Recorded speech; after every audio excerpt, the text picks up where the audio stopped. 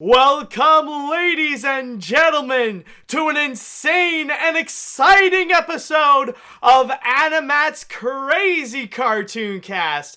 And boy, do I have a very special episode for you, because we got some highly anticipated stories that are really worth talking about, and some really big stories. Admittedly, last week it was kind of dry, and it was hard to really find anything of massive substance that we can go and discuss. But this week, though, boy, are we gonna really pick things up. So much so that I even brought on board another special guest star. Yes, folks, I'm not doing this alone. Now, this guy, I just have to say, this is actually a longtime friend of mine. Ever since I started making videos online, this guy has always been a good buddy. And admittedly, with the stuff that he has done, especially with his shows like, From Pages to Pictures, like, his editing style, it's, honestly, there's no other way to describe it other than admirable. Like, this dude is really professional at what he has done, and also multi-talented. He's not just a video maker, but he's also a DJ as well. He has created a lot of music lately, a vlogger, a live streamer, and all that kind of stuff. Ladies and gentlemen, please welcome to AniMat's Crazy Cartoon Cast, Jaimetud, also known as James Sullivan. James, what is up, my dude? Well, today's broadcast is brought to you by I am not a hedgehog. I swear, you see, look, they're Nikes, not Pumas. Nikes, Pumas. I am vindicated. Okay. Oh my god, those are actually some pretty big shoes. Are those actually, like, real Sonic branded shoes? No, they're not. This is just something my buddy LT got me for Christmas, and I was a bit hesitant to try them on for a while. And you scared? Are you scared that you gotta go fast? No. Actually, it was only because when you shop for shoes, you don't just take a shot in the dark. The shoes you have to go to the store to buy and try them on and see if they fit and whatnot. And I'm like, I'm gonna return these if I'm not careful. But no, they fit. Nice. They fit nice. Hey, he knows you. He knows your shoe size. Mm-hmm. That's kind of creepy, right? Yeah, all true. Right. Yeah, but before we go and actually do get things started, I do want to go and actually make a quick mention right now, because this week there has been an unfortunate passing in the animation industry. Someone who is a very prolific artist, and this guy isn't just like one person who works on a specific element in animation. He has done so many different things, from being a writer, a character designer, an animator, a visual development designer, and a songwriter, and so much more. I am talking, of course, about the artist Chris Riccardi, which, if you go online and you go search his work, this guy has really done not only a whole bunch of stuff, but also when you look at his art style, it's very retro. That's the best way to put it. He really he really loves the throwback of the old 1950s and 1960s abstract modern style that you would find in cartoons like UPA, or even some of the early Hanna-Barbera works, especially with the Jetsons. And his work can be highly influenced in so many different projects, rather it be shows like Ren and Stimpy, Simpsons, SpongeBob, Tiny Toons, even working on several movies like Shrek Forever After, Hotel Transylvania 3, and so much more. This guy has really done so many things in the animation industry that it's impossible to find someone it's impossible to find someone who doesn't love a cartoon that Chris Riccardi has not worked on. So with all that said and done, I just want to have a quick throwback. I just want to have a quick mention here about Chris, and just want to say may he rest in peace, and I really do wish for the best for his family. Mm-hmm. Agreed. If you look at Riccardi's deal here, I'm not as big into that stuff as you are, not quite as knowledgeable, but I will say this: if you look through the IMDb page and whatnot, it's just sort of a who's who. Like, oh, he worked on this, he worked on this. It's amazing. Yeah, and not just that. Like, you just go on Google Images and you look at the art that he has done. And it's very fascinating. Like, this dude is really legit in the stuff that he has done. Mm-hmm. Yeah. But, anyways, with all that said, though, let's go ahead and pick back up the mood. And I would like to ask both to the chat wall, and I would like to ask James, are you all ready for this episode of AniMat's Crazy Cartoon Cast? Yes. Okay, so you're ready. Chat wall, are you ready? Yeah, already. We already got a lot of yeses. People are prepared. People are ready. That is perfect. That is what I want to hear. So let's go ahead and let's get things started with this episode. And we are going to begin with our first story by pointing things out about why James is actually here in the first place. Now, the reason Can you why... tell why I'm here? Can you tell why I'm here? No, we're not. No, it's not that one. Not that one, James. Oh, okay. It's no. We're saving that for a little later. We already did a memoriam. We're not going to jump immediately to another.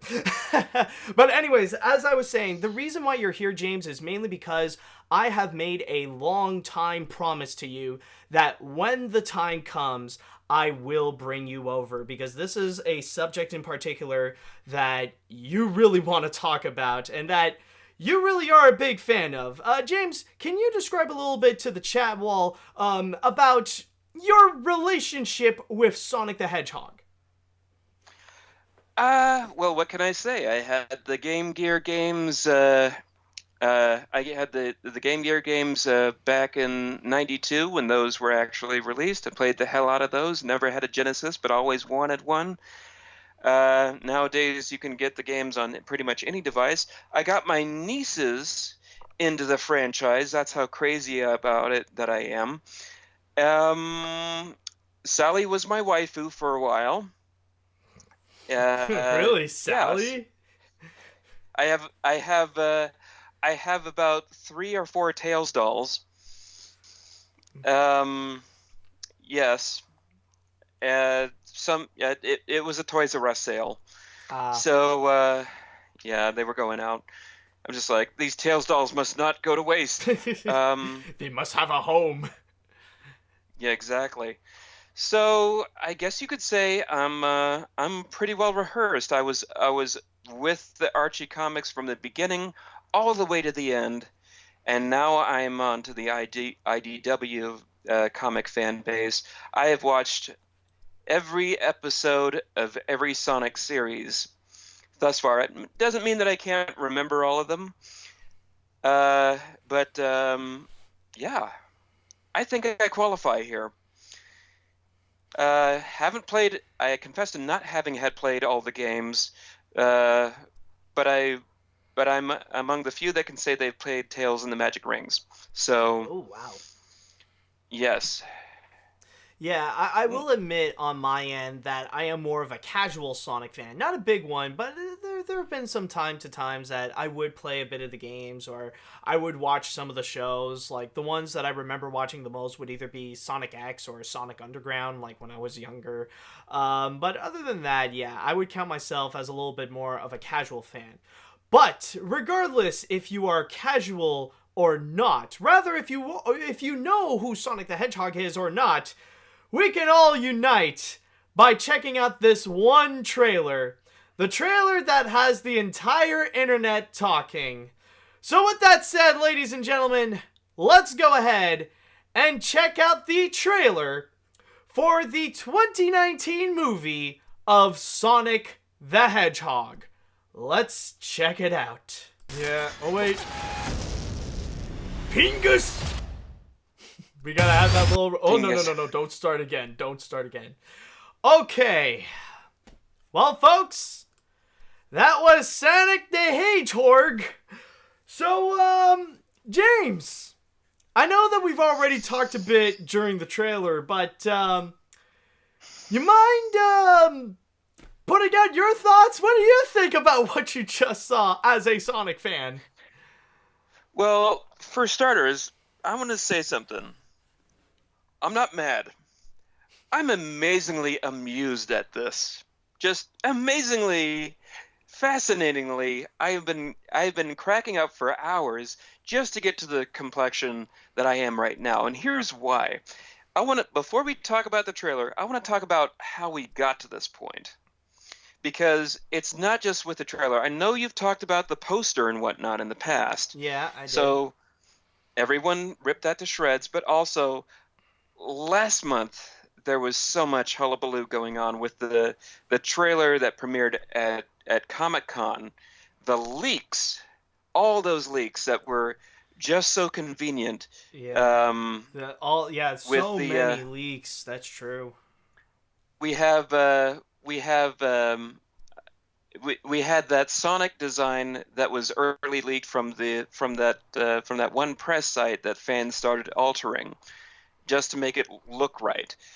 You And mean that the was one that that was like Sonic was on? Like you see that police that's just relaxing, and then you see Sonic that's just on the side, like. No, I mean the one from what's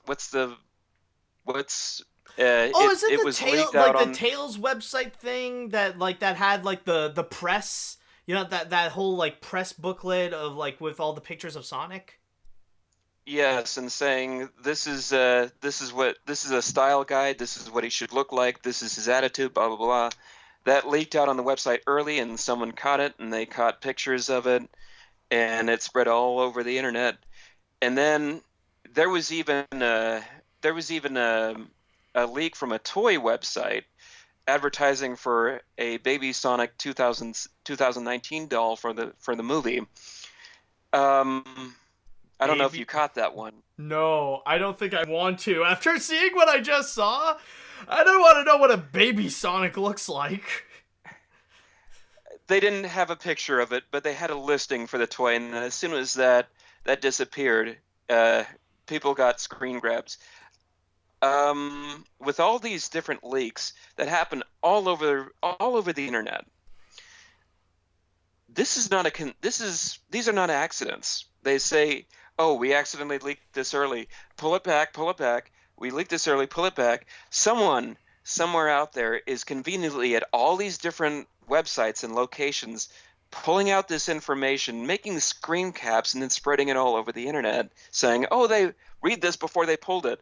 Oh, here's a Twitter account that or some other a Mirahaze account or something, whatever that website's name is, that saw someone claiming to see an early version of the movie.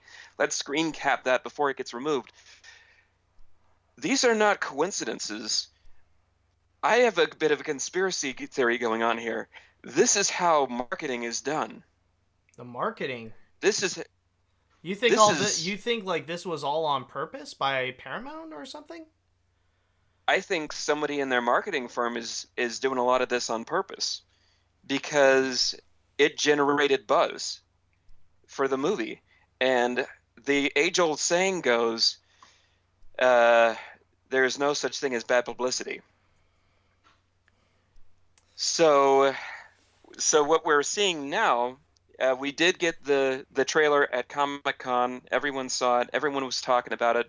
They were questioning why they use Gangsta's Paradise in the trailer. But when they had that happen, every fan base news site out there was talking about every little detail about this trailer. And it's not even the one that they released. It's not even the one that we saw. It's one that we're never going to see again.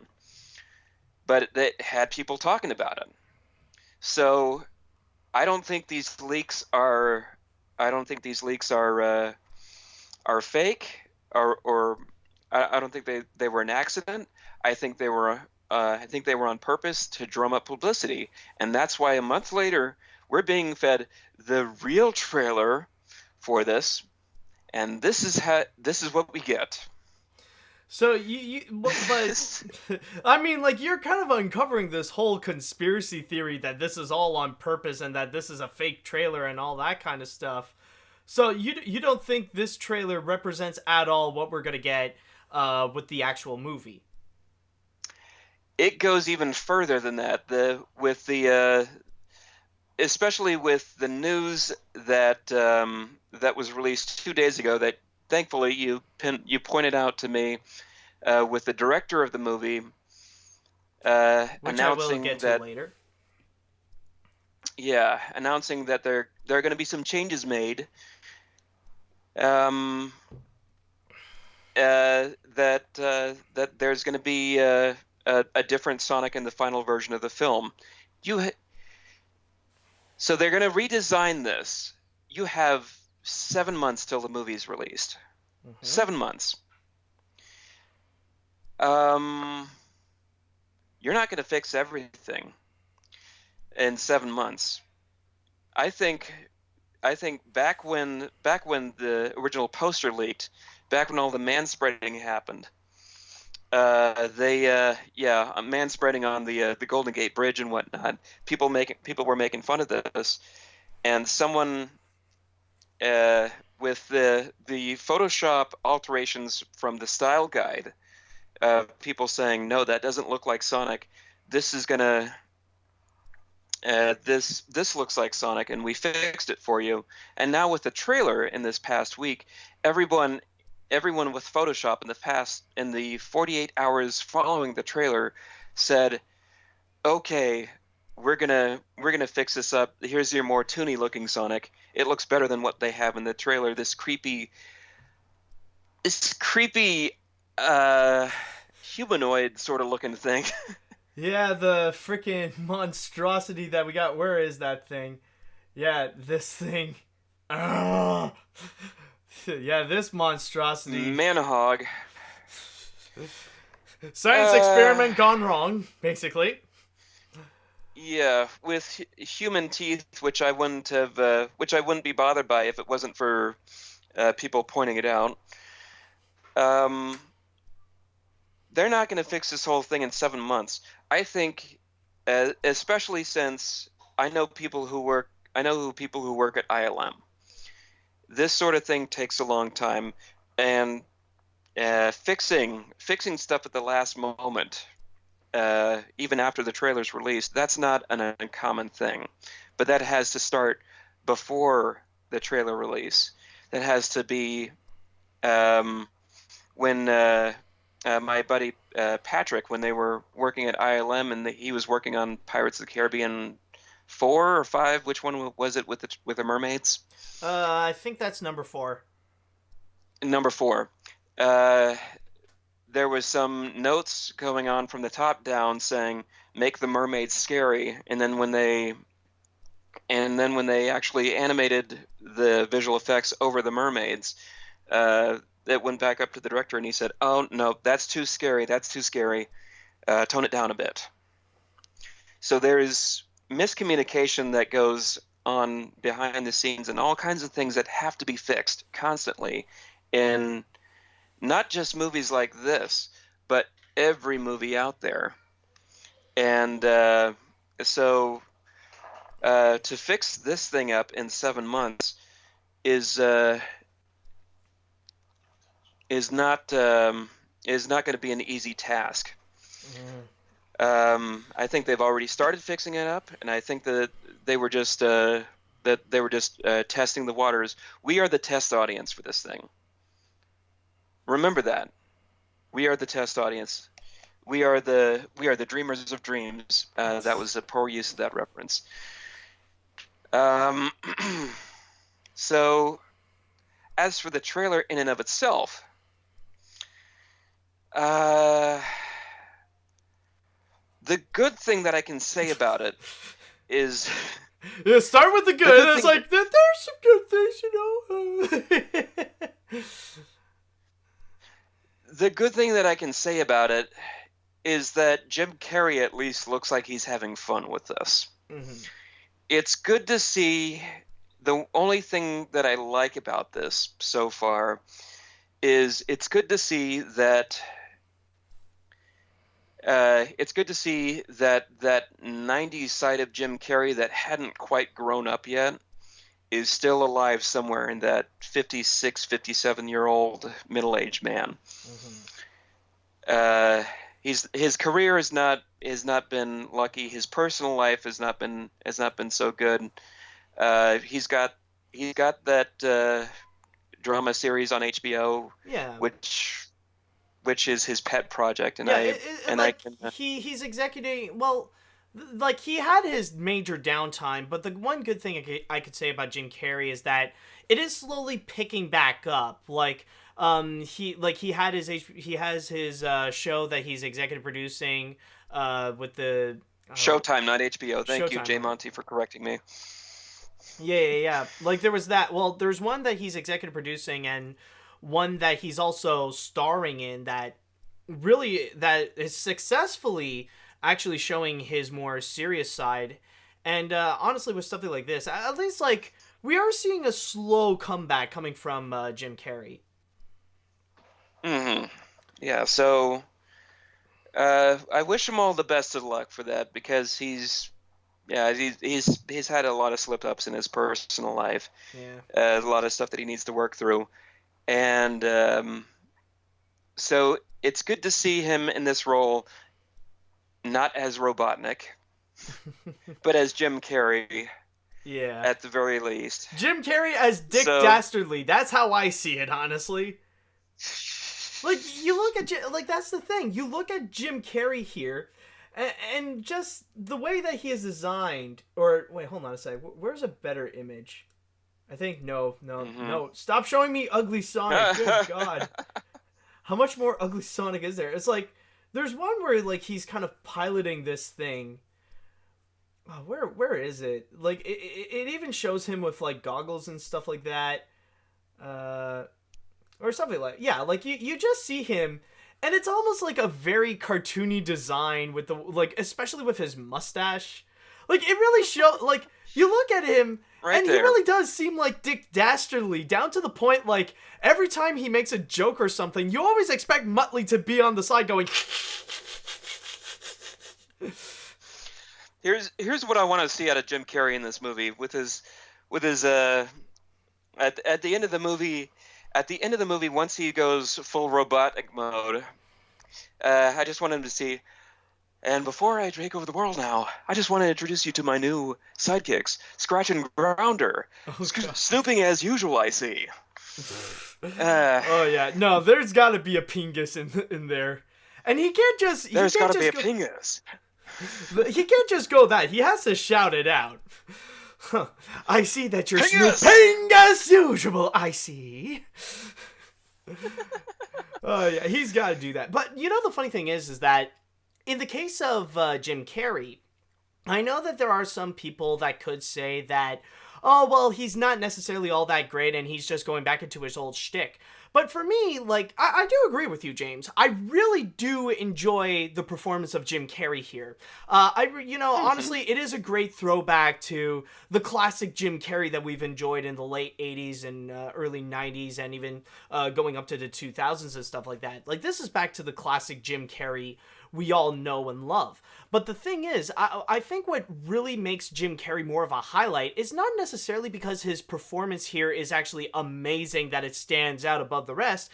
It's more because literally everything else is so bad that it makes his performance actually looks good. That we're so desperate to find some form of substance that at least Jim Carrey is delivering us something. Even if it's going back to his old shtick, I would much rather take that than literally anything else that we see here. Like, even the other performers, like James Marsden, is just meh. And also, the Sonic. Oh Lord. Honestly, what have they done?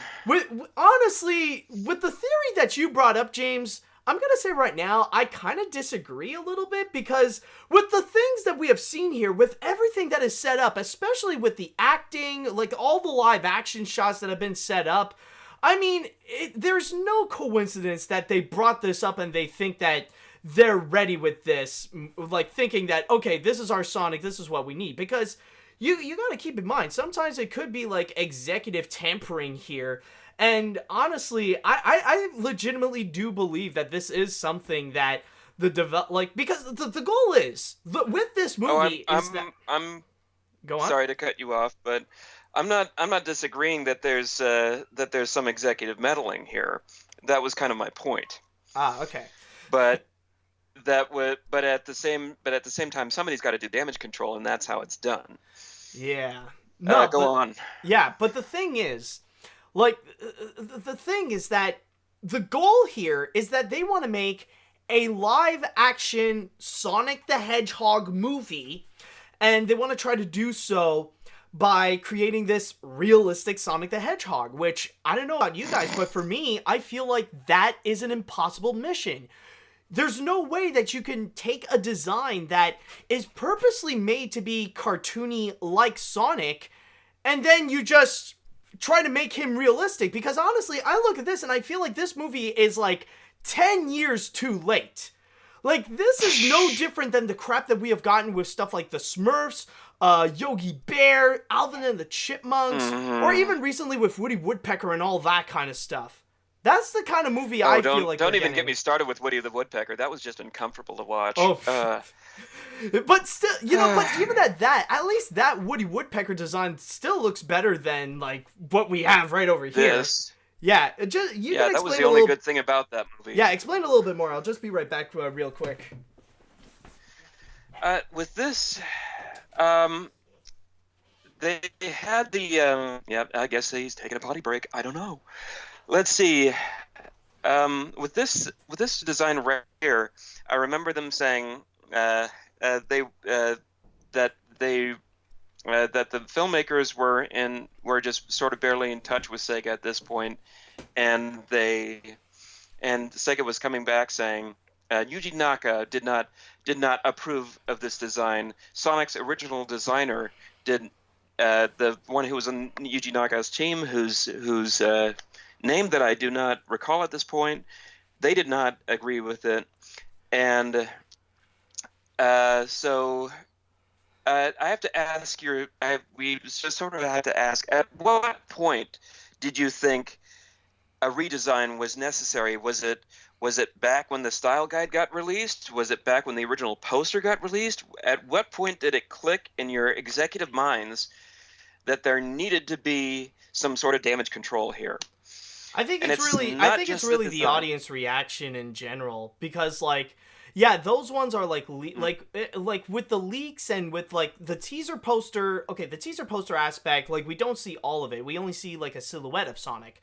And then when you have like the leaks, then like you would get the theories going around saying, "Oh, this may not be true" and stuff like that. And honestly, the biggest irony when it comes to this Sonic, honestly, out of all the things that we have seen, this one is worse. For some reason, like this one is far worse than we have seen in the leaks. This is worse than like the one that we have seen like for the poster for the auditions, or the ones for the press booklet.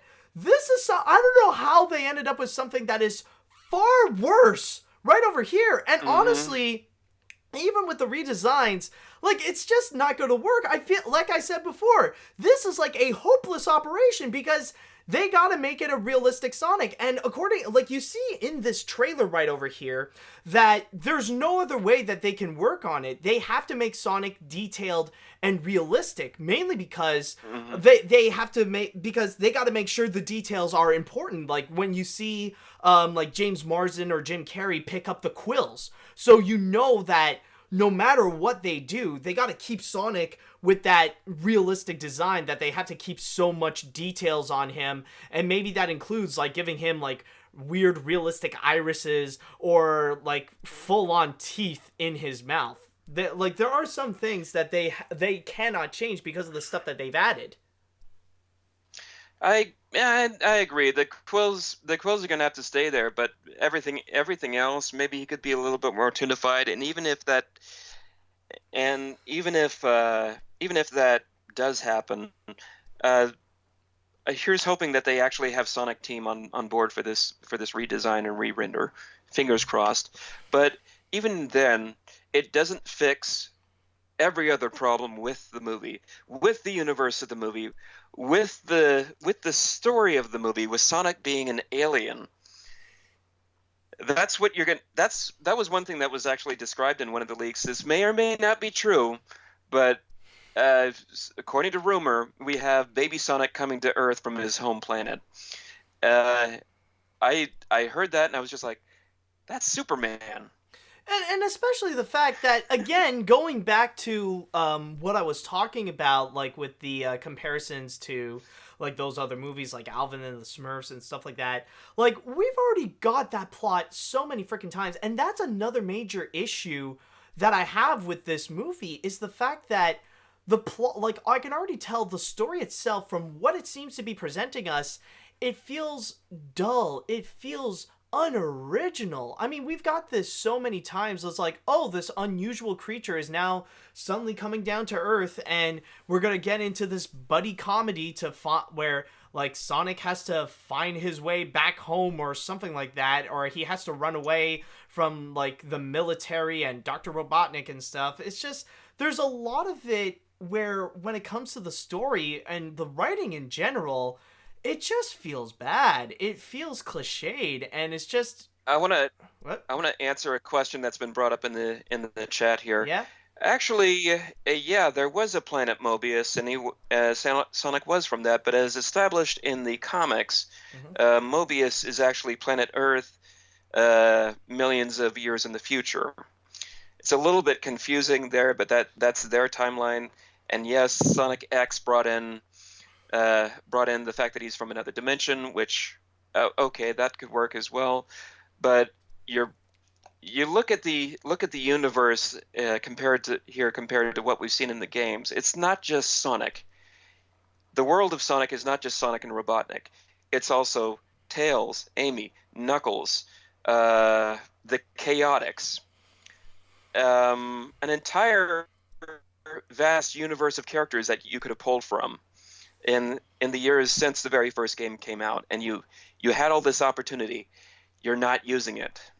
Oh, honestly, James, I am so glad that they're not using it. I mean, considering the way that they designed Sonic, are you sure you want like Amy or Tails or Knuckles or freaking Rouge to come in? Like, to see their interpretation with their realistic designs and human teeth and stuff like that? I don't know. I like, honestly, I think we're lucky we don't have any of those characters here.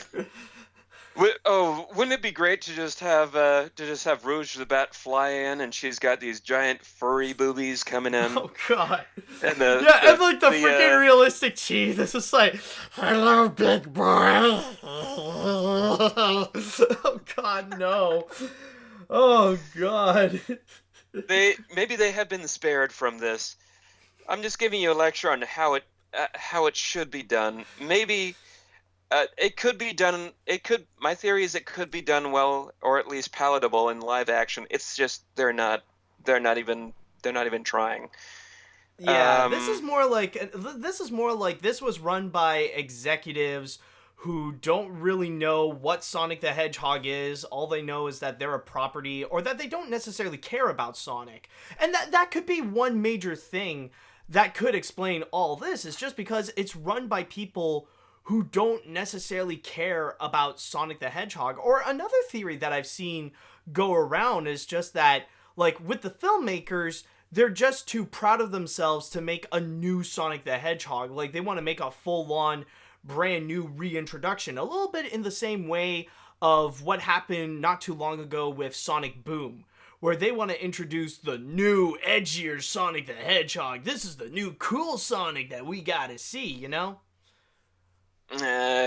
We made Fast and the Furious movies. Your opinion is invalid here.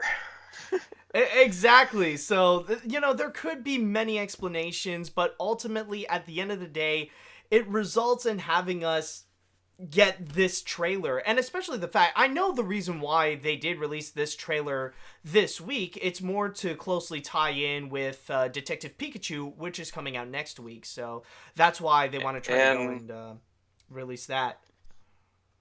And coming from the point of view of someone who's never really been a fan of Pokemon, no offense to anybody out there of the franchise, that movie I would rather pay money to go see, because at least it looks like Pikachu. At least those characters look like Pokemon. Oh yeah. That's how you do it. That's how you do it in real in a real life setting.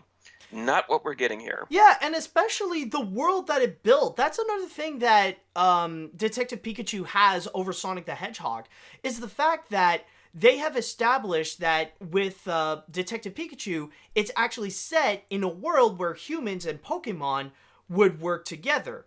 But in Sonic the Hedgehog, that film is supposed to say that, okay, this is the world that we live in now. This is our world. But it features Sonic the Hedgehog for some reason. Like, he's suddenly there. So that's kind of the big thing, is that we believe more in the world of Detective Pikachu because it establishes a unique world that we can get invested in. The Sonic the Hedgehog movie, however, it brings us in a world where, like, yeah, it's just like our world, except we have this frickin' blue CGI monstrosity.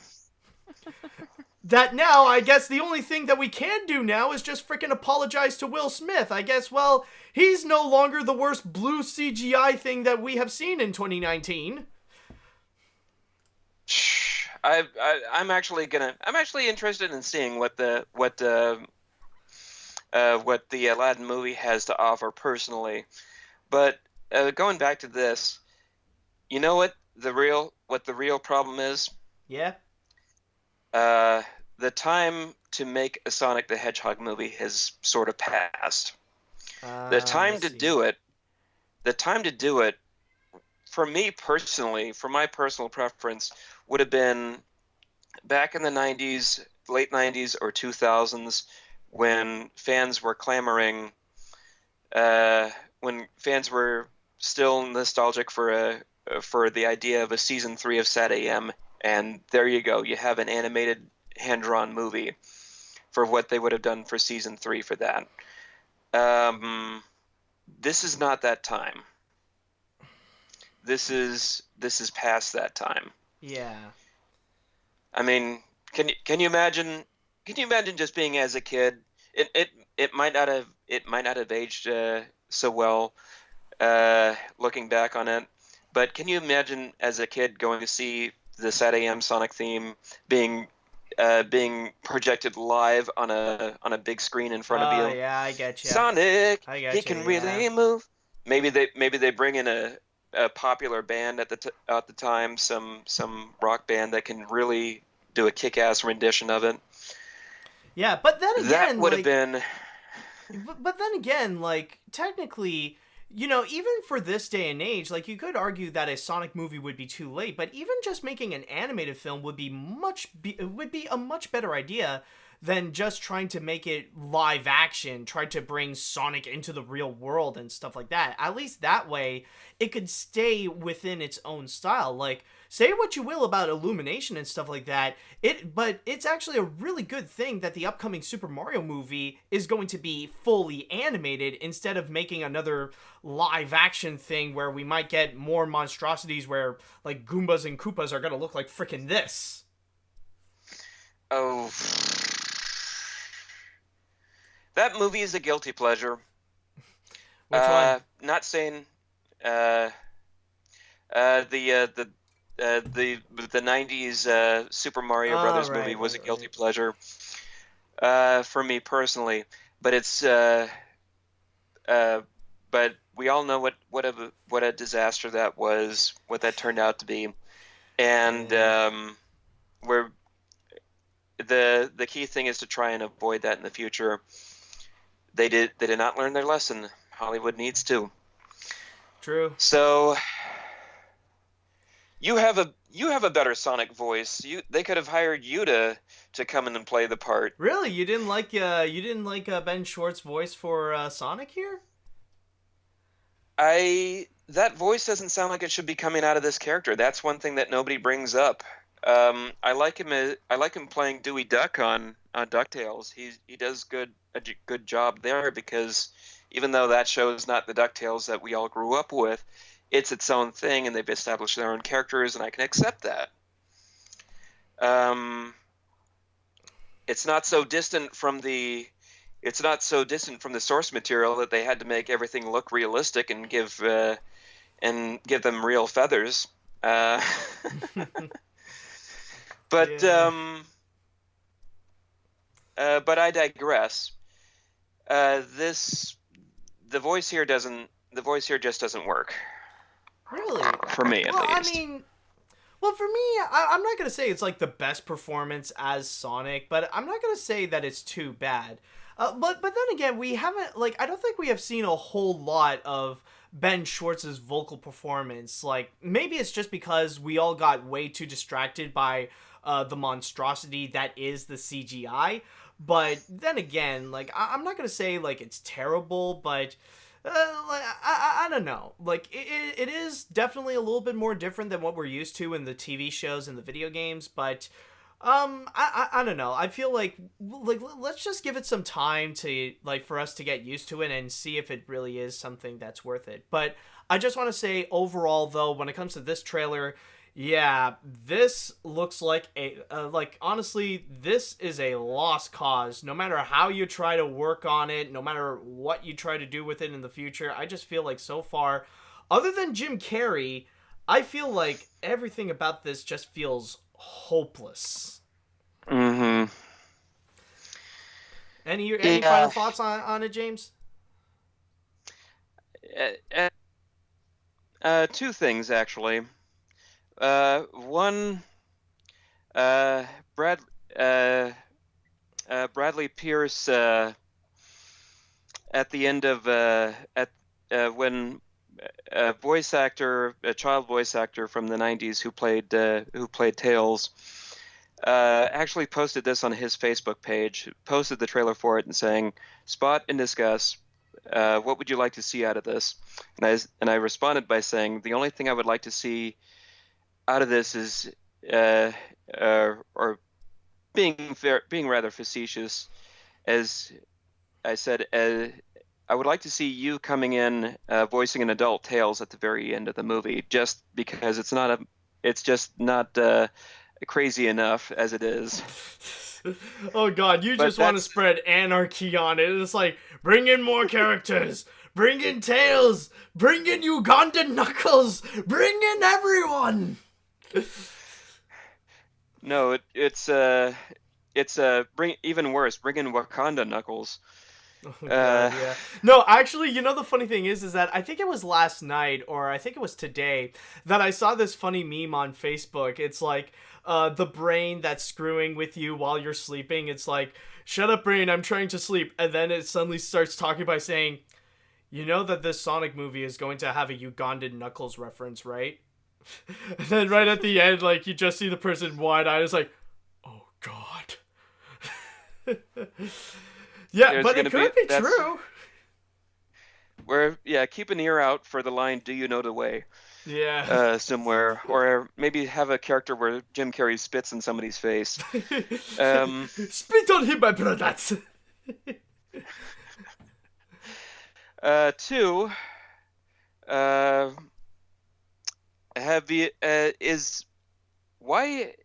so we have Robotnik in full form at the end of the movie, finally being Robotnik instead of whatever this hedgehog chasing doctor is that we don't know his particular mission in the trailer. Why is he in the Mushroom Kingdom? Yeah, it's true. At the end of the trailer. Yeah, true. Like, literally...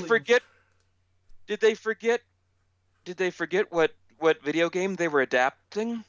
Probably. I mean, like who this person is, like what this blue thing is. It definitely isn't Sonic, so why not? You know.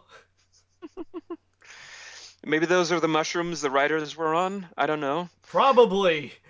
But with that said, though, I want to go into the chat wall, and I would like to go and ask you guys, what do you all think about the Sonic the Hedgehog trailer?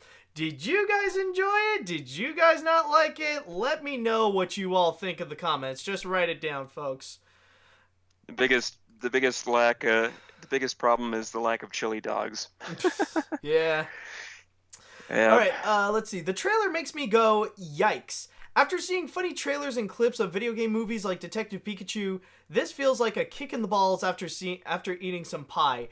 Man, when will Sega stop exploiting Sonic? You're lucky that this is a live-action animation hybrid, or else you would have to see this piece of garbage and would probably be a waste of time. The only enjoyable thing that comes out of this film is Eggman, and he does have enjoyable lines. Also, Sonic looks pretty bad. Okay. Yeah, well, it's basically what we said. It's that moment in time when you realize that Wreck-It Ralph and Ready Player One made better Sonic movies than this. Yeah. Than the actual Sonic movie. Yeah, that's true, man.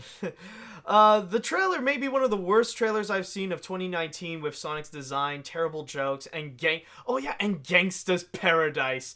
What? Yeah, why is there Gangsta's Paradise in this? Out of all the frickin' songs to choose, it seems like. I'll tell you why. Why? I'll tell you why. Because it's a trendy thing to do now. It's you saw the Deadpool trailers. They had to bring in Salt and Pepper and LL Cool J music for that. Mm-hmm. Let's go back, dig into people's nostalgia for 90s rap music. But the only reason Gangsta's Paradise though? It's exactly. It's a song that was meant to address issues that were going on in urban areas. It's a song that's supposed to be taken seriously.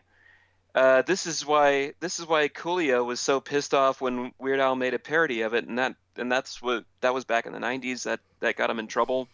What does a song that has to do about urban issues have to do with Sonic the Hedgehog? Nothing, tra-la-la. Yeah, that's what I thought. It's literally nothing. I mean, holy crap. Let's see now. What else do we got? Man, we got a lot of comments here. I hope this movie is not a disaster. Ben Schwartz, I think, is a wonderful comedic talent that sounds like a good fit for Sonic, and Jim Carrey looks like he's having fun, despite the Robotnik looking through most of the movie, like if Spoticus and Robbie Rotten came together on a teleporter. I am happy they are changing the character designs, but I hope it's not a strain to the animators because I know it's very little time consuming. I know most people will go see it more out of the ironic sense than genius. Yeah, that is true. Like, there was a part of me that was thinking that, like, maybe they are doing, like, a little bit like what you said before in the beginning about how maybe they are doing this on purpose, but in this sense right over here, like maybe they're just doing it out of the Emoji Movie effect that they're trying to do. They're really selling it on the aspect of there's no such thing as bad marketing. You know what I mean? That they want to try, they want to use the hate of it as the marketing and to have people go and see it for the sake of seeing how bad this movie would actually be. So maybe they're trying to do the Emoji Movie effect on this one. Who knows? Exactly. Yeah. That's no good. Yeah, and I think with that said, let's go ahead and jump right into our next one, which we have talked about this a little bit. We went into the subject here and there, but now let's actually go and try to dive deep into this one, in which the story that I'm talking about, yes, it is indeed regarding the character changes. On Twitter, the director Jeff Fowler has actually made a confirmation by stating, "Thank you for the support and the criticism. The message is loud and clear. You aren't happy with the designs and you want changes. It's going to happen. Everyone at Paramount and Sega are fully committed to making this character the best he can be." And of course, this is based on the massive backlash regarding the design of Sonic the Hedgehog right over here, just going back to that monster. So this is in order to go and completely change the design, and Jeff Fowler has promised that they are going to go and do some changes. Now, of course, James, we have already talked a little bit about this, but do you think that making this character, like giving it a massive character change, do you think it's even a good idea for the sake of this movie? Maybe, but it's kind of like it might actually be something salvageable, but it's going to cost them at least $30 million extra dollars, and at that point, it's kind of like trying to lose weight by clipping your fingernails. it only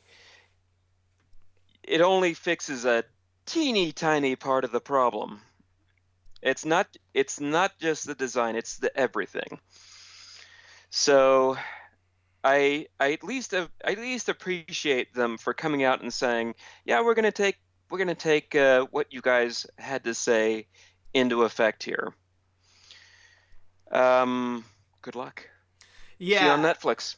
Yeah, and you know the interesting thing is that I do understand the criticisms of Sonic, but what I find honestly that's actually very interesting about all this is actually regarding the fact that I don't know if I've ever seen this before, but I feel like this is really the first time that the backlash has gotten so bad over a character design that they had to make a character change. Now, I know that some people would point out that, of course, this has happened several times before after a trailer would be released. And some people have pointed to me out before that this has happened even last year regarding the design of Tiana for Ralph Breaks the Internet. But that's not necessarily the case that I am talking about. Like, of course, some has happened mainly due to social issues and stuff like that, especially with the case of Tiana. But I mean, like, regarding the fact that it's really bad. It's just because the quality is awful. And on that aspect, it lent itself to have a backlash so big that they had no choice but to go and make a massive redesign. That's what I'm talking about. It's just, like, not because of a social issue that's related, but just on the fact that it just looks like garbage. So you bring up Tiana. I was actually not aware of that. Actually, I was going to bring up a far different case that you guys may or may not be aware of, and that's because this show was canceled. Let's take a look at what backlash can do to a product that's not a known thing. That's one thing that's one thing that can be the case here is that this movie could.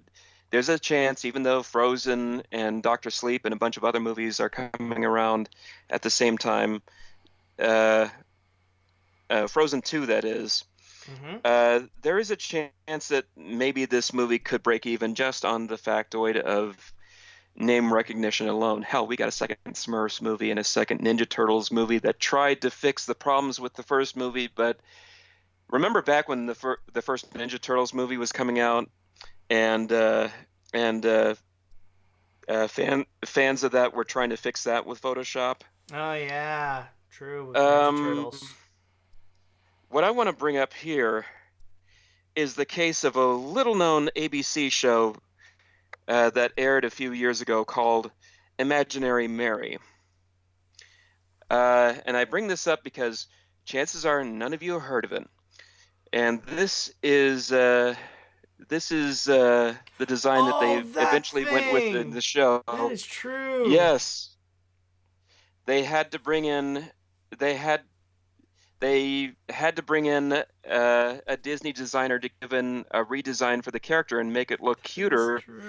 Because God. what they originally had animated looked like this. Oh yeah. Looked like this. Yeah, it looks like a hairy tree stump. It looks like the Lorax had sex with a mushroom. What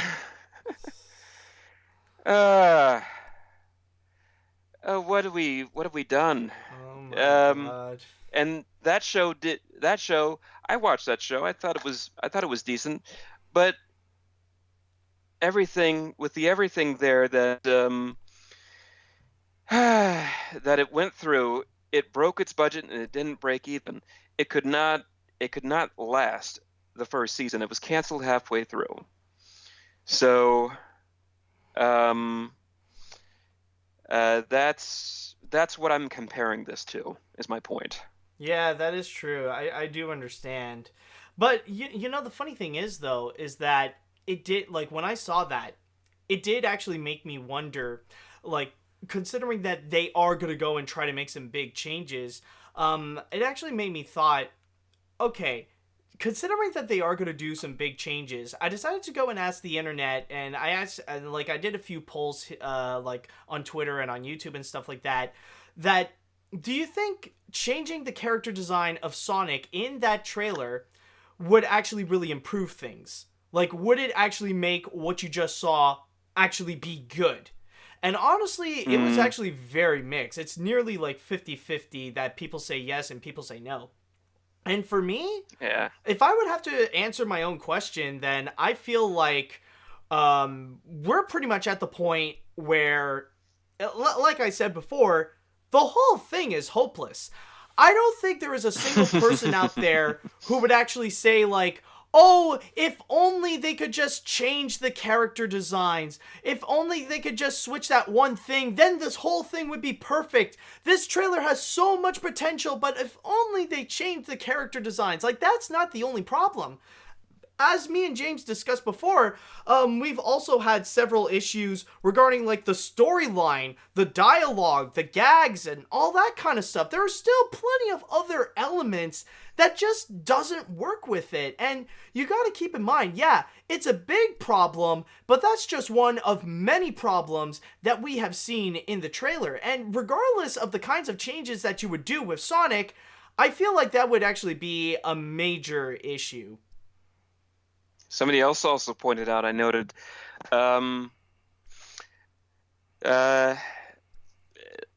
James Marsden riding in a car with an imaginary CGI rodent. This is the sequel to Hop that no one was asking for. Yeah, exactly. Yeah. I've seen enough. Moving along the jokes I've seen on Twitter about where is Sonic's blue fuzzy dong with a ring around it. That joke. Somebody made that. I can't unsee it. I'm just waiting. If you saw it, then I'm not gonna ask any questions. I'm just waiting for the part in the movie where Sonic squats on the hood of the car and shits out rings.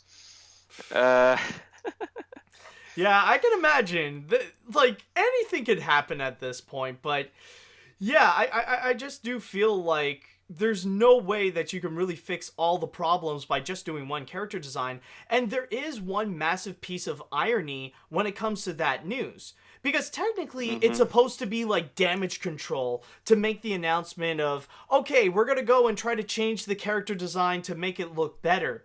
But even that is actually getting some massive backlash.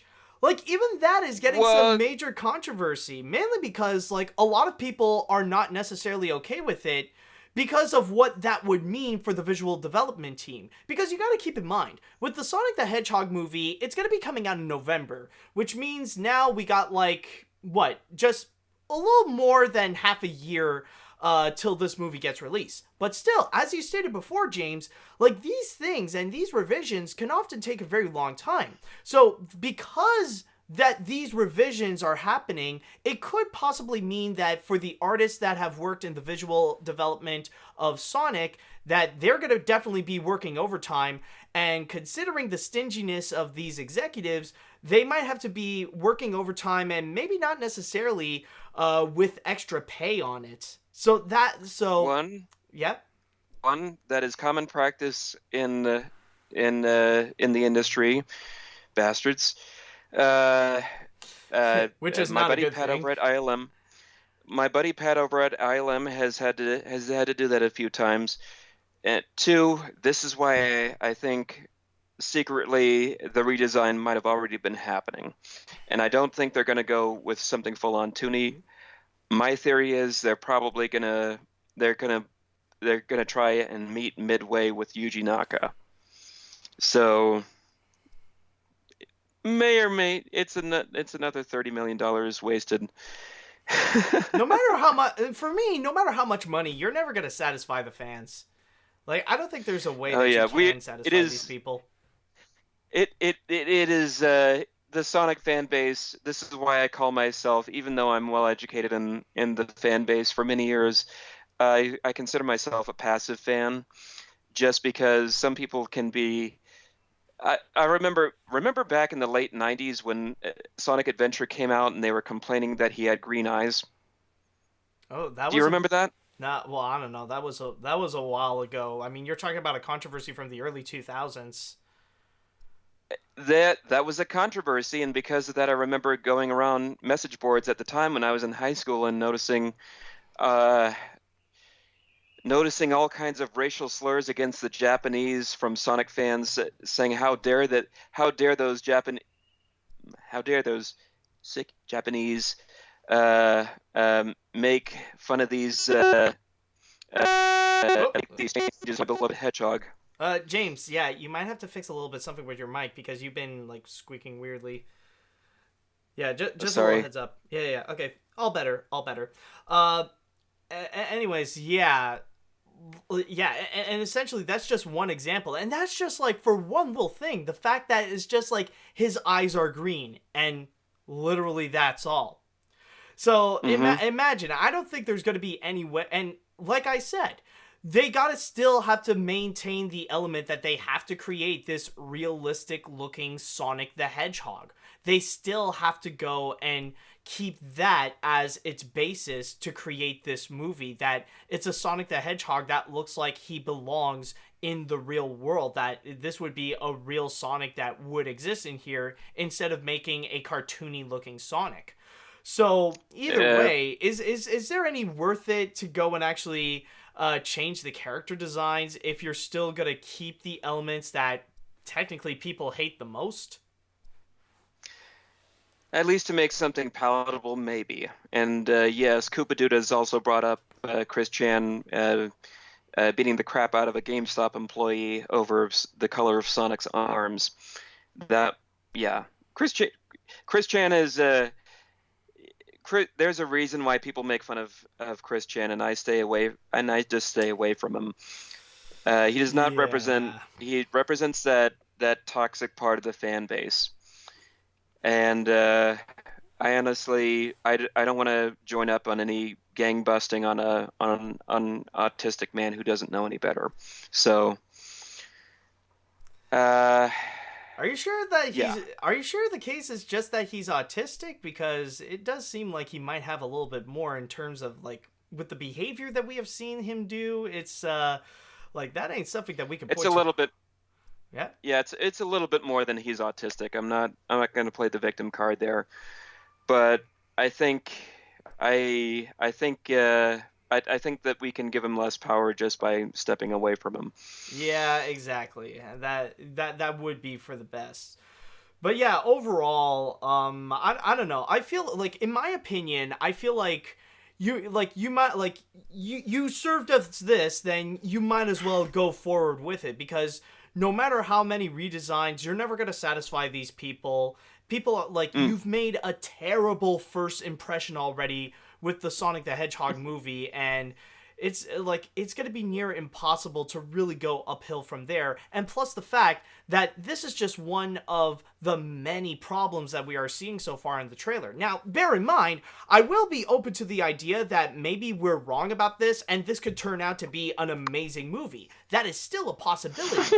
But so far from what I'm seeing, that one character, like changing up the character design isn't really going to go and solve all your problems. Like, there's still going to be some bad things to come when it comes to this Sonic movie. Trust me on that. Okay. I think we've said enough on this. Yeah, I understand. Well, the one positive thing that I will say is that, considering that it is coming out in November, like, the one good thing is that it'll make us more excited for Frozen 2, because that will be a great palate cleanser. Yeah, Okay. can we double dip at the theater? You know, just pay to go see Frozen 2, watch this, and then walk out of that and and then walk into Frozen 2 at another time. Just hope that the ushers aren't watching. Yeah. Do No. that old trick. Oh, absolutely. Do you still have ushers going on in your theaters? Because, like, I know, like, in many of the theaters I'm going in, it's like, it's too easy to do that now. Hmm. Yeah, we do. Yeah. Moving forward. Alright, anyways, let's go into the chat wall, and I want to ask you guys right now, What do you all think about this idea about changing the character design of Sonic? Do you think it's really going to help the movie? Do you think it's going to improve it? Or do you think it's like a completely lost cause? Let me know what you think right over here. Let's see. I'm not sure how to feel about this. On one hand, it is a good thing that Paramount and Sega are going to redesign Sonic as they are listening to the criticisms, but it might be too little too late. The budget is already at $90 million, and with this redesign, it will cost them a lot more money. Honestly, Sega and the Sonic team should work on the redesign, and Paramount just stays away from it. I'm starting to think that it's Paramount's fault for the terrible design. I mean, like, you can't necessarily put the blame on Paramount and stuff like that, because you gotta keep in mind, with the history of this Sonic movie in particular, like, this has been thrown around here and there. Like, technically, the whole thing has actually started up at Sony, but then Sony sold it to Paramount, so... Like, technically, it's hard to really know where the blame can be, because there have been several executives that have been passed around in this. So, is it really all Paramount's fault, or is it Sony to blame, or is it even, like, the filmmakers and the visual development people's fault on that? Like, really, it's hard to know, like, whose fault is it in this scenario, considering the complexity of the behind the scenes of the movie. I think, actually, if they had Sonic Team on board with this from the get-go, a lot of these issues could have been avoided. It's just like how with the Harry Potter movies, they had J.K. Rowling on board producing those and whatnot. And now she's in charge of the whole Wizarding World universe. You have to have the auteurs in there to do this thing justice, or at least a fan, or at least a hardcore fan of the source material that knows what they're doing. This movie has none of that, and now it's just crowd control. Yeah, exactly. Yeah, Looney Tunes Back in Action was a better movie. Thank you, guys. Yeah, but then again, I will say that with your comment on J.K. Rowling and, like, having the original authors in there, but also at the same time, I would like to point out, James, that sometimes you don't want to keep them in full control for too long, because you never know when they're going to go full insane with it, especially when it comes to J.K. Rowling, nowadays with her Pottermore account, writing off the most insane theories about the world of Harry Potter. It's like, in the 1800s, all the students of Hogwarts poop their pants mainly because there's no toilets at the time. There's no human plumbing. Yeah, and you know that's a true thing. That's an official thing that J.K. Rowling wrote. And of course, Dumbledore didn't marry this whole time because, as you know, he was definitely gay. He was gay, and he loves to put so many things in his butt, but we are not going to show it in the movies. Yes, we had to retcon this because this community over here had to be pleased with something. They have to be as pleased as Dumbledore. Anyways. With a cucumber. Let's see. Well, I mean, like, he has his wand. I mean, my prediction is that the wand is too thin.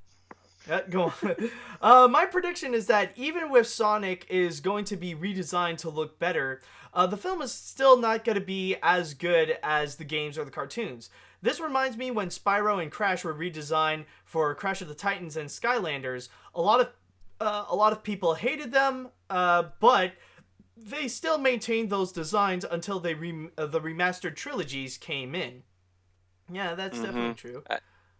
I didn't actually mind. I haven't played the Skylanders games, but I have been a fan of the Skylanders Academy series on Netflix. I just never owned a PlayStation, so I didn't get the chance. And honestly, it looks like something to me I would sort of enjoy better as a animated series anyway. Yeah, Yes, Definitely. known Ana Oscar Marquez is saying something to me. As a longtime Sonic fan too, I had an idea for live-action Sonic CGI movie for Warner Brothers back in 2003, inspired by Looney Tunes back in action. However, due to modern movies such as Avatar and MCU movies, my own vision for a Sonic movie from Warner Animation Group will be in association with Mm. Animal Logic and stars Molly C. Quinn. Mm. Good. Let's see. I'll read one more Yep. thing. Even if the visual team tries to improve the Sonic character design, I still think the movie itself might be bad from what we got so far. It won't help it be another flop for Paramount. By the way, can you fix the lip sync in your live chat? Yeah, I know. I know there's been a little bit of an issue, but I don't know if there's something that I can really fix that up. And yes, King Cerulean, I do believe that Eddie Lebron made a better Sonic fan film than this will ever be. Mm-hmm. But he has an excuse to have his visual effects to look crude. Yeah, that is He was true. working with a less than shoestring budget. This movie, there's no excuse. Yeah, that is definitely true. And just a little bit of a heads up. Yes, I do understand that if you are wait, James, can I still hear you? I just want to know if the chat can still hear you. Okay, yeah, sorry. I can hear you. Yeah. Okay, yeah. No. I just want to double check on my technical side. No, I am aware that like if you're watching this visually, that I am a little bit off sync with my camera and stuff like that. But so far, like I do have to have a show running. But the thing is that I can't I can't really fix it right now, considering like there's still so many things going on. So that I currently can't work on. So unfortunately for this episode, you kind of have to get used to it, and I do apologize for that. I will fix it for future episodes, but for now, this is the best that we can do. I mean, you can still hear me, so that's all good. So you just have to get used to the whole lip sync thing. Okay, Mm-hmm. but anyways, let's now go and move on to our next story. So now we are gonna go and put the whole Sonic scenario to rest. We have our entire fill of talking about that right now, and we are gonna go and jump onto our next story. So with this one though, we're going to be jumping into something that is honestly quite insane. And this just came in like right at the last minute. This is honestly a bit unexpected, but yeah, this is kind of a freaky scandal right over here. And I might as well just get things started with this one. Oh boy. So apparently Jim Cummings is in major trouble. Because Jim Cummings is currently in a court case with his ex-wife Stephanie Cummings, where Stephanie has accused of Jim Cummings for many insane things of sexual abuse, of drug abuse, and animal abuse. This has been reported by The Blast. And from there, things really got picked up by so many different news sources, and the case that we are hearing here is absolutely insane. Now, apparently, Yeah. let's go ahead and start things off with the nastiest, which is the sexual abuse right over here, which is stated here through my source in The Blast that it has said that Jim has that apparently Stephanie claims that since the divorce from Jim, he has engaged in physical, sexual, and emotional abuse, including but not limited to death threats, rape, and various sexual deviant behavior forced upon her without her consent. And from there, she would tell these horrifying, detailed stories about the things that Jim Cummings would actually do to her, even in front of their minor kids. Like, even, like, having the kids in front of them won't stop Jim from committing any, like, really dark sexual acts. Rather it be, like, full-on sex without her consent, or if it would be, like, groping and stuff like that. And then there was also the allegations about drug use, that he would often abuse his use of alcohol, marijuana, and Adderall. And sometimes he would go and appear in Stephanie's house, like, completely intoxicated. And then you got the factor of animal abuse, where there was at one point the couple actually had a puppy, and Jim Cummings at one point punished the dog by putting him in a metal bucket and put him outside when it was like 100 degrees, mainly because he peed in the house and like Jim did so as a punishment. And from there, the dog almost died, and even hitting the dog with a broom so hard that he shattered the puppy's hip, necessitating surgery. Now, from there, Jim Cummings, he didn't necessarily denied it, but he stated that these claims have been massively exaggerated. The sexual abuse, not only were they all in consent, but they were all more in lighthearted fun that the whole family was pretty much laughing at. That, you know, it's just fun. And then there is the drug. And then there is go on. Sorry, go on. Yeah, and then there's the drug abuse, where Jim stated that he has gone to rehabilitation centers but he has never done Adderall. It was mainly just for Vicodin and just alcohol, in which Stephanie would also go to these rehabilitation centers with him. And then there's also the animal abuse. She's probably on some of it too. We never know. And then there is also Vicodin is a hell of a drug. But wait, there's more. But then there's also the animal abuse, in which Jim admitted that it did happen, but he was a little bit more careful. Like, he was doing things that his veterinarian was recommending, and he forgot the dog was outside, in which afterwards he did bring the dog back to the vet to know if everything is okay with the dog. So currently right now, both Stephanie and Jim Cummings are in court, and it's just... things are going way out of hand from there. So they're trying to settle things out to know what is the real story and ultimately who is going to get full custody of the kids as well. And on top of that, we also got Jim Cummings on his side, where he is accusing of Stephanie of not just exaggerating the whole things, but also the fact that she might be a little bit mentally ill and that she would need a bit more medication for that.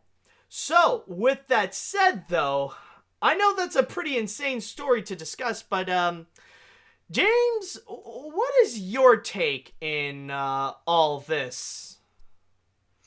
Isn't it ironic that we went from talking about one Jim playing a Robotnik to the better Jim that played Robotnik? That is true. That is definitely true.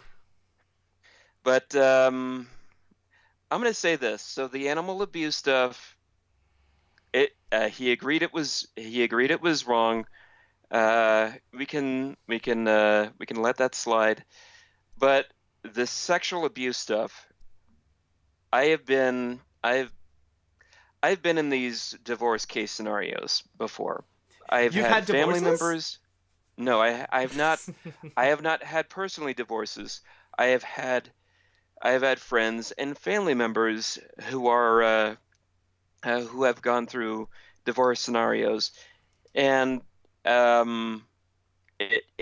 honestly, this is why I look at the film Mrs. Doubtfire as being such a different and serious film as an adult than I did as a kid, because this is the sort of shit that happens in divorce cases. Especially if you want custody of the kid. If you want to, notice she didn't complain about this for so many years. She brought up in incidents back in 2010 into 2018 or something like that. Well, she has stated that the whole thing has happened after, like, she's mostly suing him and mostly going to court about the things that happened after the divorce from 2011 to 2018.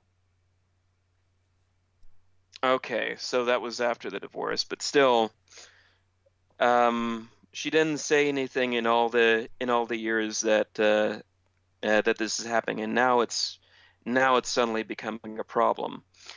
I think whatever was going on between the two of them was possibly consensual at the time, as bizarre as that sounds, and I think she's just bringing it up. There's a possibility, I'm hoping, She's just bringing it up now just to get, just so she can get further custody, or gain full custody, like you said, because that's in every divorce scenario that I've seen personally. That's what they do. I was watching a documentary one time. There was a guy who testified saying that yes, he had a child out of wedlock with this one particular woman, and yeah, I can say there's a lesson from that. Don't take the dip if you're not willing to take the trip. But she said it basically after that. If you want to see your son now, you have to be in a relationship with me. And when he cut things off, she did everything in court to take the son away from him, and he spent the first 14 years of the son's life in and out of court, to the extent where he just gave up, and the court system was heavily biased against him. They said he brought up at one point that she was feeding him too much because he had video of all the healthy of him during the time that he was together with his son and all the healthy stuff and activities that they were doing at the time. And then he would go and spend weeks at a time with his mom, and when they came back, she'd made him fatter. So he brought up this up to the court and said, I think that there's some neglectful parenting going on. She's making my son heavy like the rest of her family is. And so the court turned around and said, you know what, you are legally not allowed to videotape your son anymore. Oh boy. You are, yeah. So this is what people have to put up with. This is what guys in particular have to do when it comes to divorce cases, and their divorcees will say and do anything to gain the upper hand. I know one particular ex who was at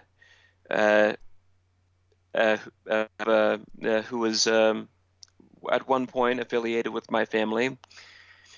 Now the father can only see his 3 kids every once in a while, not because he did anything wrong, but because because the thing that made them divorced to begin with was her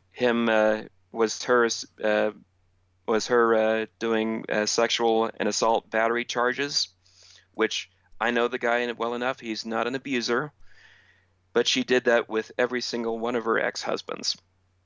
Oh. She's a repeat offender. She still does it. Guys come into her life and she ruins them.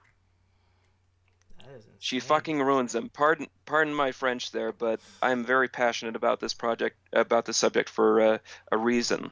It has hit me personally and my family. If Jim Cummings does turn out to be guilty, as she stated, then I think he needs help. But from the descriptions of the things that happened, a lot of it, I don't want to say he doesn't seem like the type of person that would do that, just because we've all heard his voice. We all grew up watching Winnie the Pooh. At some point, we all associate with him with that character. He calls children's hospitals to talk to kids in those voices just to help them feel better. That's something that Jim has done in his spare time. That's what kind of a person that he is. that's why I say he doesn't seem like the type of person that would do these sorts of things. And so I don't know what her motivation is here. Maybe she's my gut feeling from experience just says she's out for blood, and she's gonna say what she needs to say to get it. Yeah. What are your thoughts? Okay. My turn, finally. No, but no, you do bring up some very good points there, James.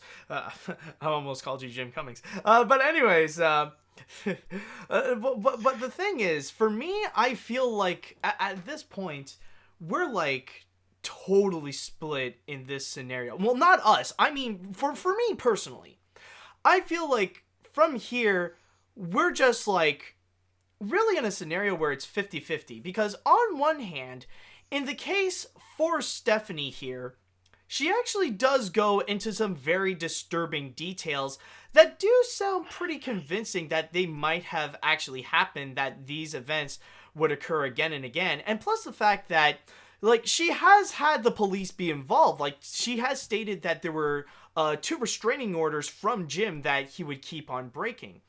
And those are some very disturbing things that she actually has revealed from Jim Cummings, and some very serious and even downright criminal cases that she would go and describe about the behavior of Jim Cummings. But then Though again, the people that I know personally had restraining orders leveled against them, does that make it legit? Or they tried to. Can I put in my butt here? But anyways. Get your big butt in there. Yeah, because here's the thing, though. The one thing that doesn't necessarily make it sound as convincing of the fact that Jim Cummings has legit done many of those things is the fact that in this age of the #MeToo movement, so far it's only her that's accusing Jim Cummings of doing these things. Like, nowadays, when you would hear about cases about sexual abusers and sexual harassers, people like Bill Cosby, Harvey Weinstein, or John Lasseter, like, there would be several women that would come up with their stories regarding the case of their time with the individual who is a sexual predator, that they would go and discuss about their time and their experience and what happened to them. Now, I know that this story, technically, it is relatively new.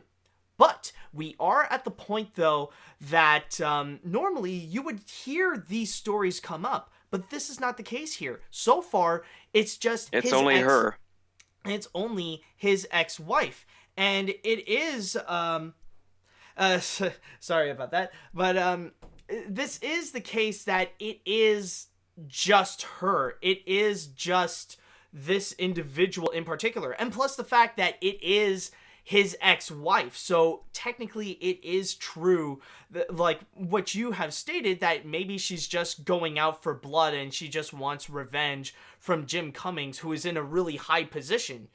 So, and honestly, we are at the point, though, that it kind of is 50-50, where Jim Cummings' words can be as valid as Stephanie's word. So really, this is not necessarily a scandal per se, but this has now become a case of he said, she said. And unless we do have more people coming in with their stories, with their experience with Jim Cummings, because normally with the behavior of these people, like, they would go and spread it out towards, like, others as well. Unless Jim Cummings has done it with others, so far we don't know, like, what could be the case. So far, for me, I don't think I could really put in a full-on opinion if I think that one person is right and one person is wrong. So far, we just have to wait and see with how this court case rolls out and find out who really is the one that's telling the truth. Because this can really go either way. Because if Jim Cummings... Put them on Maury.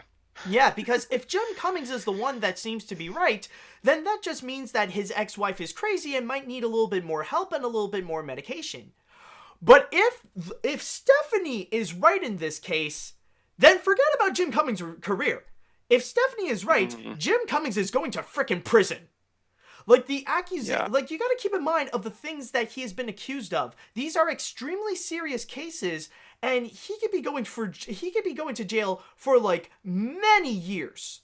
Like these are some extremely serious cases, so it can end up becoming one thing or another. But for me, I feel like it's probably for the best that I don't put in an opinion. I honestly just don't know, but we just have to wait and see with how it rolls out. But I will have to confess that I do hope that nothing wrong has come to that nothing wrong will come to Jim Cummings, that maybe he is innocent and that Stephanie could be wrong, because let's be honest, I mean, we all grew up with Jim Cummings' voice. Like he is an industry legend at this point, and one of the people who is the closest to having like a real life Mel Blanc, considering the roles that he has done for like decades right now. I mean, like, I really do admire the works of Jim Cummings, and I really do hope that it might not be the case. But then again, like, that's just something that I hope for. But realistically, I'm just going to wait and see with how this court case goes.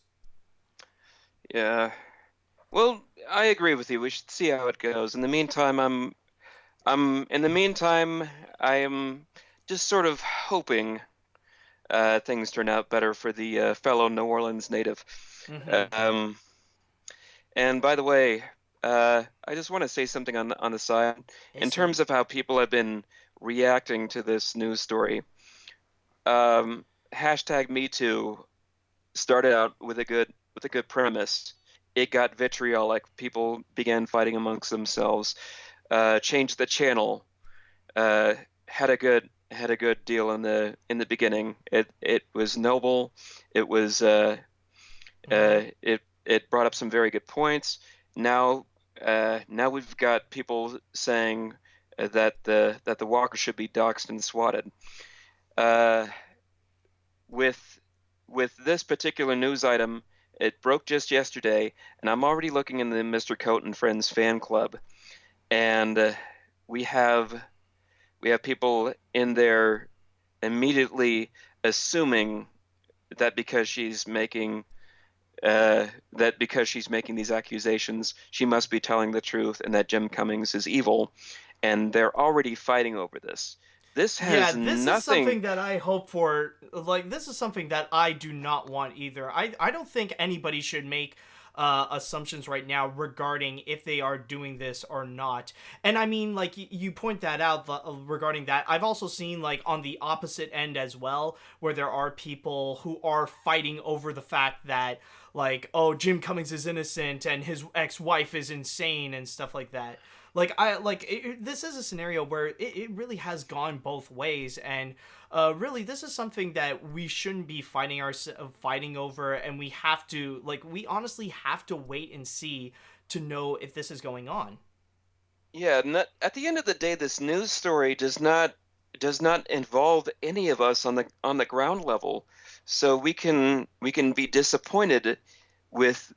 We can either be disappointed with Jim or not at the end of the day, like we've been disappointed with Bill Cosby, the Weinsteins, etc., John Lasseter, and maybe Johnny Depp, I don't know. But at the end of the day, we still have to treat people as people. Yeah. We have to try to be better amongst ourselves. Yeah, and I mean, I understand that it is hard to do so, especially in the age of the internet, where people really want to act and shoot first before questionings later, and immediately want to make assumptions by, like, answering those, like, he did it, or no, he didn't.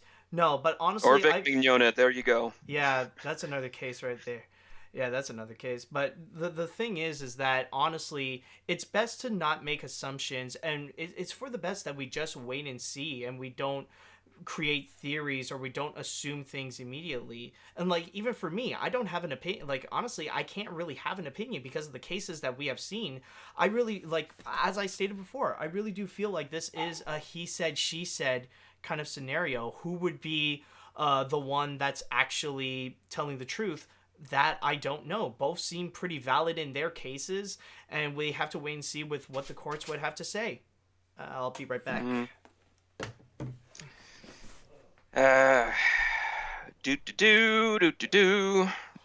Yeah, remember the George Takai case? That was from God knows how long ago. Again, doesn't seem like the type of person, but anyway, you never know at the end of the day. You have to try to treat these situations as fair as possible. And yeah, go on. By the way, Joseph Armstrong says hi over Facebook. Oh, okay. So I don't know. Is this the part where we turn to the audience and ask them to voice their opinion, or should we move on? I think no. Well, no. We're gonna ask people's opinions.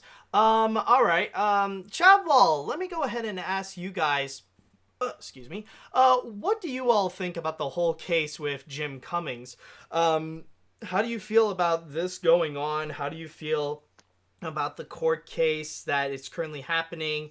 Let me just know, what do you guys think about the whole scenario? Let's see.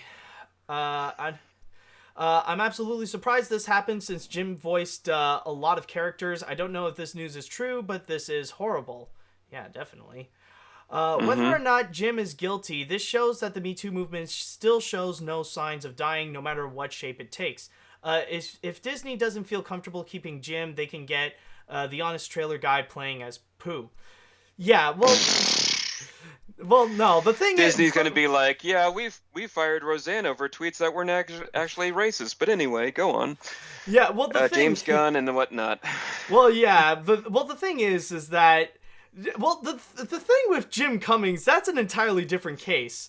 Like, Roseanne and James Gunn, they were just doing one job. If they have to kick out Jim Cummings, they got a lot of shoes to freaking fill.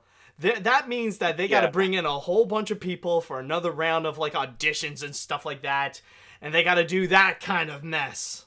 Like, they got to do all that. Oh, God. So I think even with Disney, they have to be in a wait-and-see kind of attitude to see, like, okay, are we going to keep Jim Cummings or not?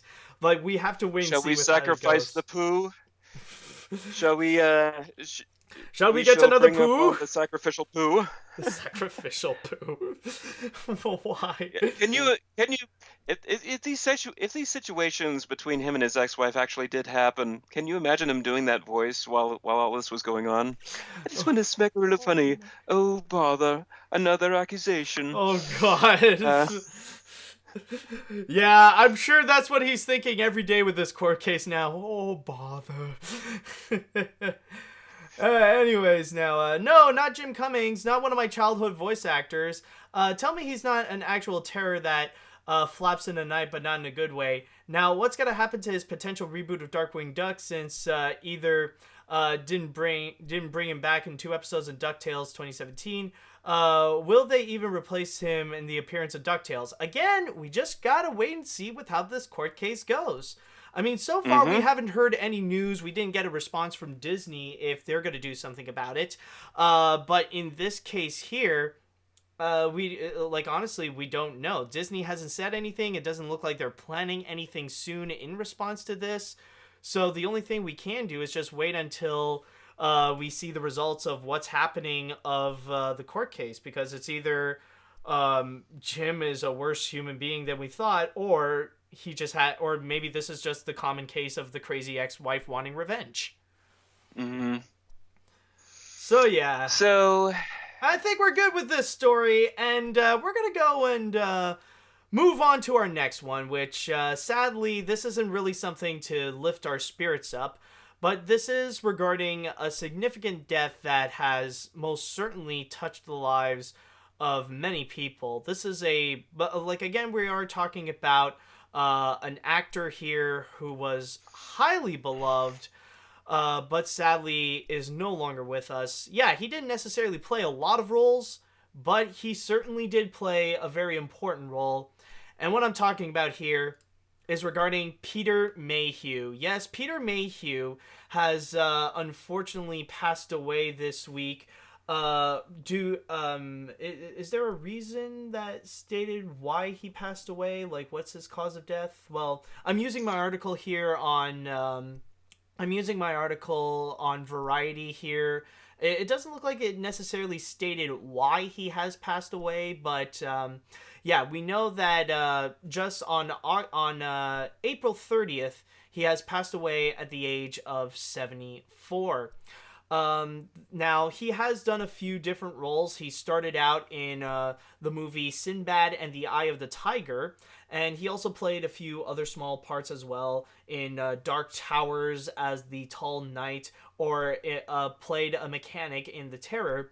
But whom we know him the most is actually playing as Chewbacca, which I think in Variety it actually stated best regarding his character. As it says right over here, though he spoke entirely in growls, snarls, and the occasional roar, Chewbacca's unwavering loyalty to Han Solo made him one of the most beloved characters in the franchise, much more than just the Harry co-pilot of the Millennium Falcon. Chewie's dependability and trustworthiness helped the iconic Wookiee function as the series' ultimate wingman. On top of that, go on. I'd like to add a little something there. It wasn't just the animal noises. He also spoke with a British accent and then was dubbed over by the animal voices while on set. And there's video. There's actual video dailies of that. I think what it was they had one script for what Chewie was actually trying to say, but then they, in context, like at one point he's talking about Obi-Wan and he says, "The old man's mad." That's when Han turns around and says, "You said it, Chewie." Yeah. Yeah, that would be funny to see, like, a different cut. Like, we're gonna get a brand new version of Star Wars, but now it's like Chewie, like, as this polite British gentleman. "I say there, old chap, you beat me at this game. I am not pleased with that." I will rip your arms off. Yeah, and it does. Yeah, and the chat wall is confirming to me that apparently he did die of a heart attack. So that seems to be the cause of death. And on top of that, I just want to also add that he is also an author as well, where he also wrote 2 books called Growing Up Giant and My Favorite Giant. And on top of that, in terms of his role as Chewbacca, he has been devoted to playing the role and very devoted to the Star Wars fan base, where he has played Chewbacca from the first Star Wars movie all the way up to 2015's The Force Awakens, which then afterwards for The Last Jedi and for Solo, he did pass on the baton to I believe a Finnish actor by the name of Jujunas Suotamo, and I don't think I pronounced his name correctly, but it's a name with 2 J's, 2 O's, and yeah. But yeah, that's kind of the big thing with his performance as Chewbacca. So yeah, James, I mean, like, we all remember, like, we all watch Star Wars. We're both fans of it. Like, I mean, Chewbacca is a memorable character, right? Yeah, there's as you can see, there's a bit of a reason why if you watch Morgan's latest vaulting, you might spot somebody on the title card. But hint hint nudge nudge. But yeah, when this news broke out, I the only association that my friends sort of give me Chewie with was is just because of my height, and that's one thing that might actually come into play later, unfortunately. 74. The tall us tall folks, we don't always live quite as long as the rest of you. But I remember my buddy LT gave me this shirt years and years and years ago, and there was one time back when I was working in the school system. I have a story to tell about this shirt. For those of you who don't know, there was a period of time where I was working with handicapped students from ages elementary school all the way up through college. And there was one point where I was substituting in a classroom full of junior high students, and this was so sweet. One of the students came up to me one time. He's like, "Rookie, rookie," and I said, "What do you mean?" And I realized he's pointing at my chest. So I looked down, and I realized I'm wearing this shirt. And I'm like, "Oh, you mean Wookie?" He's like, "Rrrr." I'm like, "Okay." So everybody knows who Chewie is.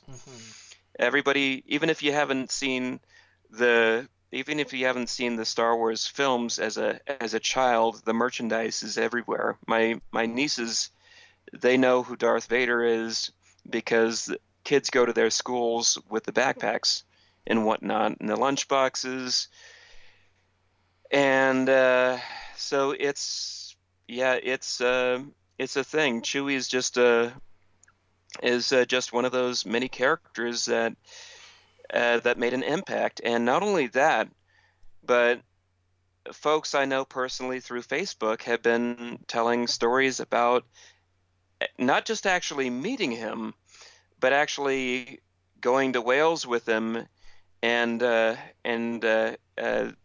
getting wasted at bars with him.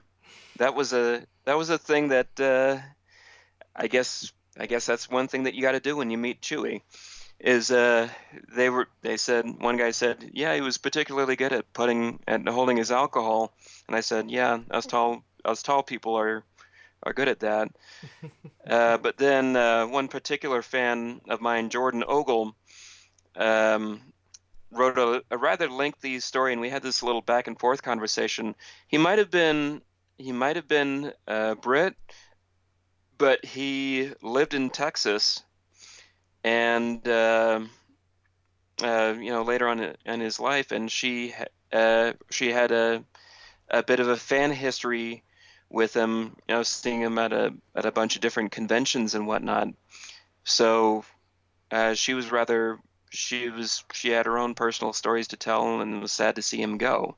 I think all these characters have some sort of impact, but particularly Chewie, because he was the first one you could say you could give a big hug to. Mm-hmm. Yeah, and I mean, it's a little bit similar with me as well, that I've had my friends at one point compare me to Chewbacca, not necessarily because of my height. I'm more just average in terms of my height, but mostly because, like, I'm pretty much as hairy as Chewbacca, if you could see right over here. So yeah, I am. I was gonna say a little bit more like Austin Powers, but okay. Yeah, like I am like beyond rugged. I'm like more than just rugged as F. But going back into Chewbacca, I think really the significance of him, it's not necessarily because of how much of a simple character that he is. I mean, he's pretty easy to describe, and like he only speaks in roars and stuff like that. But it's mainly because I think like the massive appeal of Chewbacca is mainly because he really is one of the most like he would be like the number one pick if someone would ask, if you would select any character from any movie to be your sidekick, who would it be? Then most likely some people would say Chewbacca, because he is the most iconic sidekick in cinema history. Not only because of the loyalty of Han Solo, but in fact, it's pretty hard not to think about Han Solo without Chewbacca, because they're like buddies. They're always together side by side. And plus the fact that with Chewbacca, it really does expand the Star Wars universe, because considering that it does have a main human cast, it's very rare that you would even have a main alien character among them. And Chewbacca is actually one of those alien characters.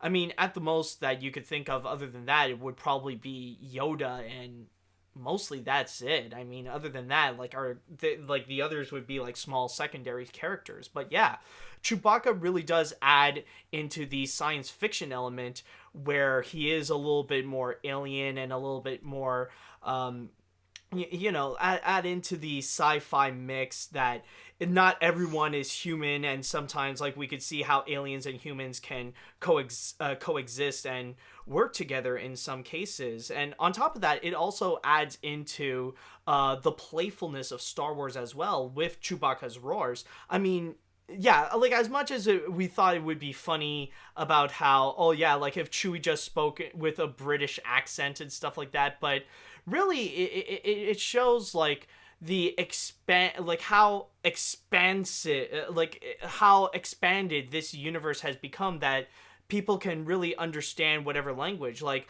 Han could be speaking in plain English while Chewbacca would be doing his roars and stuff like that, and they can understand each other very easily without any issues. So if anything, Chewbacca really is a key player in the science fiction element of Star Wars, and that's how he is such a highly memorable character.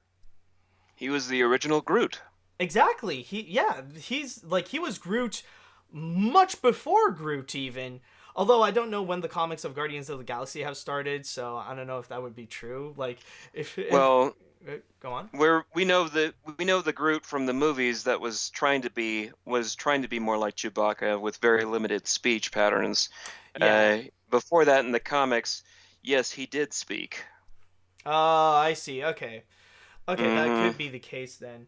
But yeah, in the case of Star Wars, in the case of this, like you do realize, like, we don't necessarily think about this a whole lot, but yeah, Chewbacca does really help expand this world of Star Wars to really help us get into this world that it is set in a galaxy far, far away. And that, yeah, Chewbacca does play a very important part, almost as much as like the main stars like Han, Luke, Leia, Darth Vader, and all those guys. And I think that really is kind of the charm and the appeal of Chewbacca, and why we're so fond of the character and also the actor behind it, Peter Mayhew, in which even in the article it stated about his devotion to the fan base and the whole franchise. Where I think it even stated here, he established the Peter Mayhew Foundation to provide funds to those in need, and supported the 501st Legion, Wounded Warriors, Make-A-Wish, and other nonprofits. Donations are made to the Peter Mayhew Foundation. And on top of that, he has played Chewbacca outside of the Star Wars universe. Like, he has made other appearances, like in Donnie and Marie, Glee, and also an episode of The Muppet Show where we see him as Chewie, like one of the special guest stars when they had the whole Star Wars special. And let's not forget that glorious holiday special they did. Yeah, the one that stars Chewbacca's family, which, I mean, they tried to expand like the Wookiee side of the whole universe, but yeah, that thing with Life Day. I would like to see Life Day actually make a return at some point in the Star Wars universe, just not how they did it there. Oh, I'm sure one day. Like, it's gonna make an appearance at some point on Disney Plus.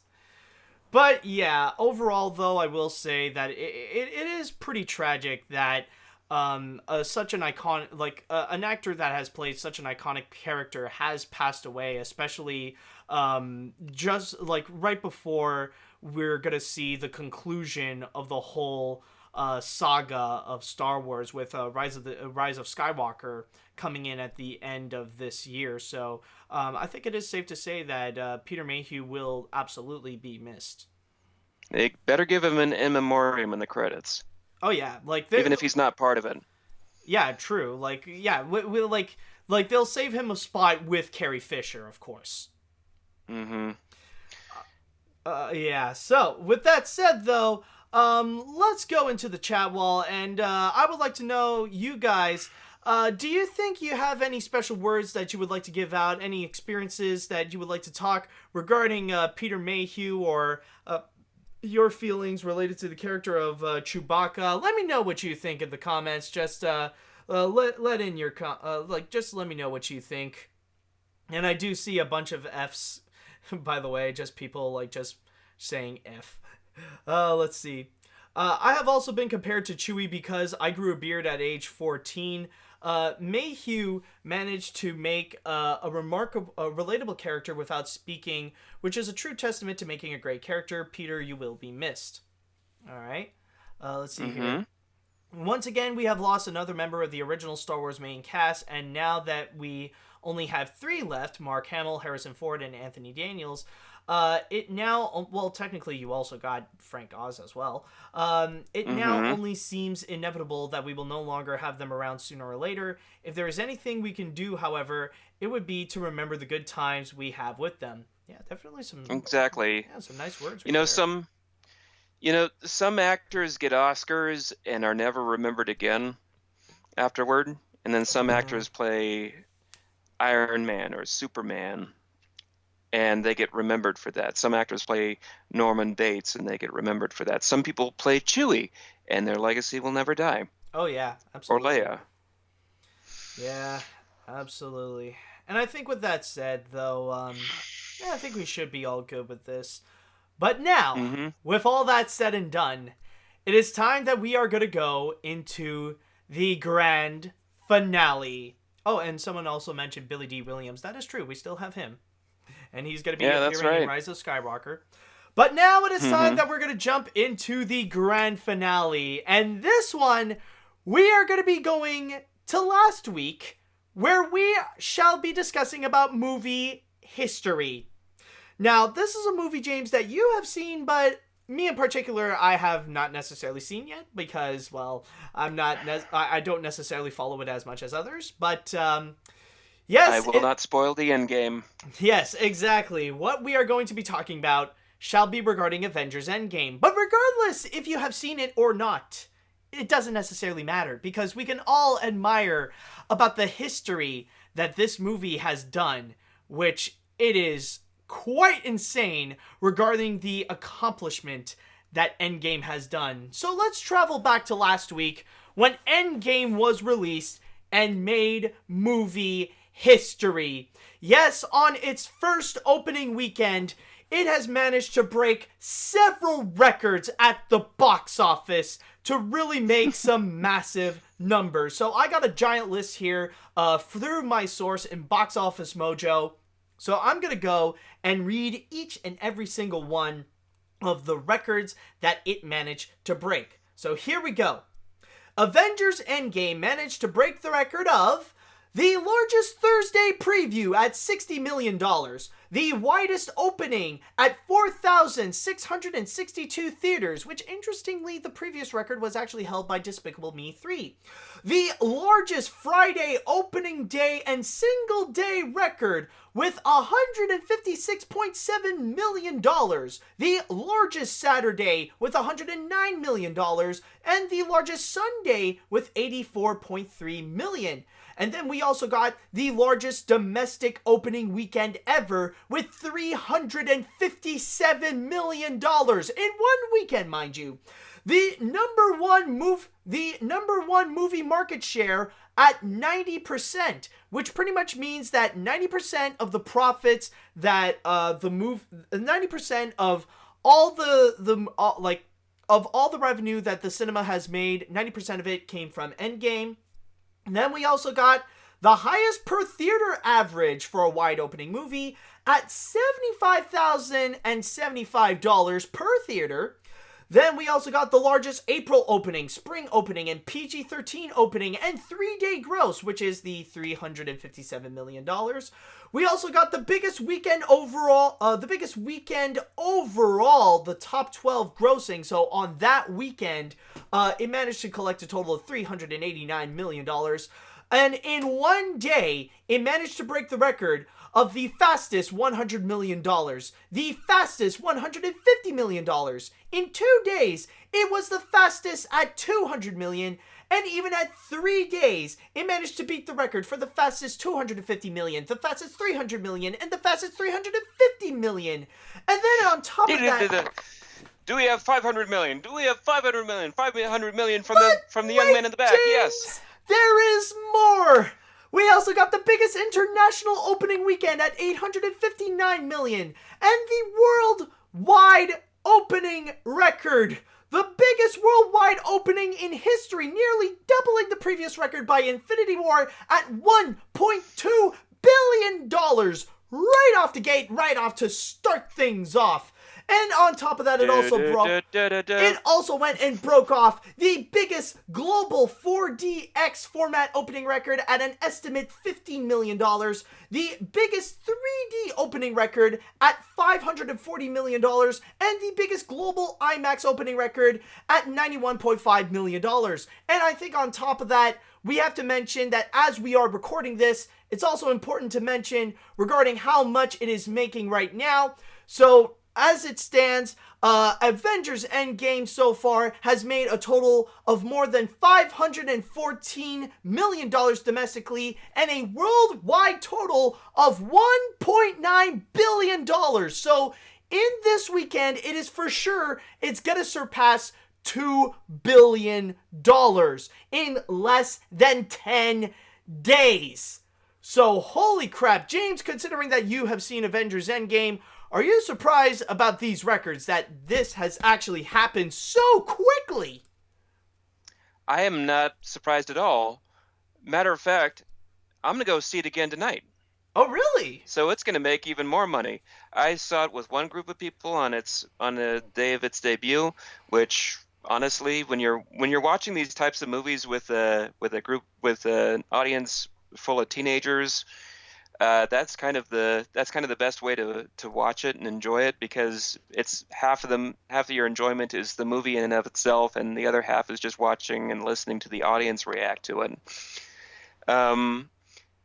I enjoyed this movie a lot. It wasn't quite at the levels though that I enjoyed the first Avengers movie, because of everything that film had built up to. I keep on looking back and saying, even if it's not my favorite film of all time, the enjoyment factor is looking at it from the perspective of an adult and saying, it's like being a kid again, and taking all of your action figures and putting them together in the same universe. Only this time we call it the Marvel films. You know, Thor had his movie, Iron Man had his movies, and the rest of them, Captain America, and then all of a sudden they were all together in one movie, and it was amazing. They were all bouncing off each other. They had great chemistry with each other. That's why that was as successful as it is, and that's why the Marvel legacy has continued to be successful, because they know how to profit off of that.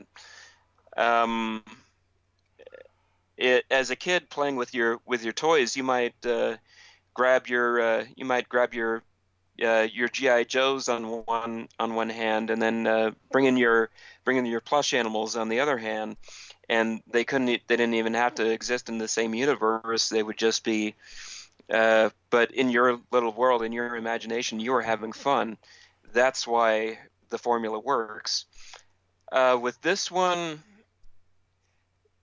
and Infinity Wars, it was as successful as it is because they did more of that, and B, they were closing off. So many different story arcs that had started as far back as the first Iron Man, and I'm not going to spoil anything there. That's common knowledge at this point. But so they've got that much hinging on it. It doesn't have to be as good of a movie as any of those were, but this is just me rambling and trying to explain why this is as successful as it is. And on that note, I did enjoy the movie, and yeah, that's audiences are wanting to see what Marvel has for the next phase of films, which which also is what this movie ties into. They just had Captain Marvel, which I haven't seen. I'm gonna wait until Like it comes that out one's on on. video. Yeah. It doesn't need my $12. Uh, it's already been successful enough. Some of these movies, Ant-Man and Wasp was just adequate, and I watched that on Netflix when that came out. They don't own. I might be a Marvel fan when it comes to their films, but not all of their films have been impressive. I actually didn't like Civil War. Oh, interesting. Uh, yeah, I understand. I understand that they had to split up the team a bit just to make Forrest drama, but that's exactly what it felt like at the beginning. Forrest.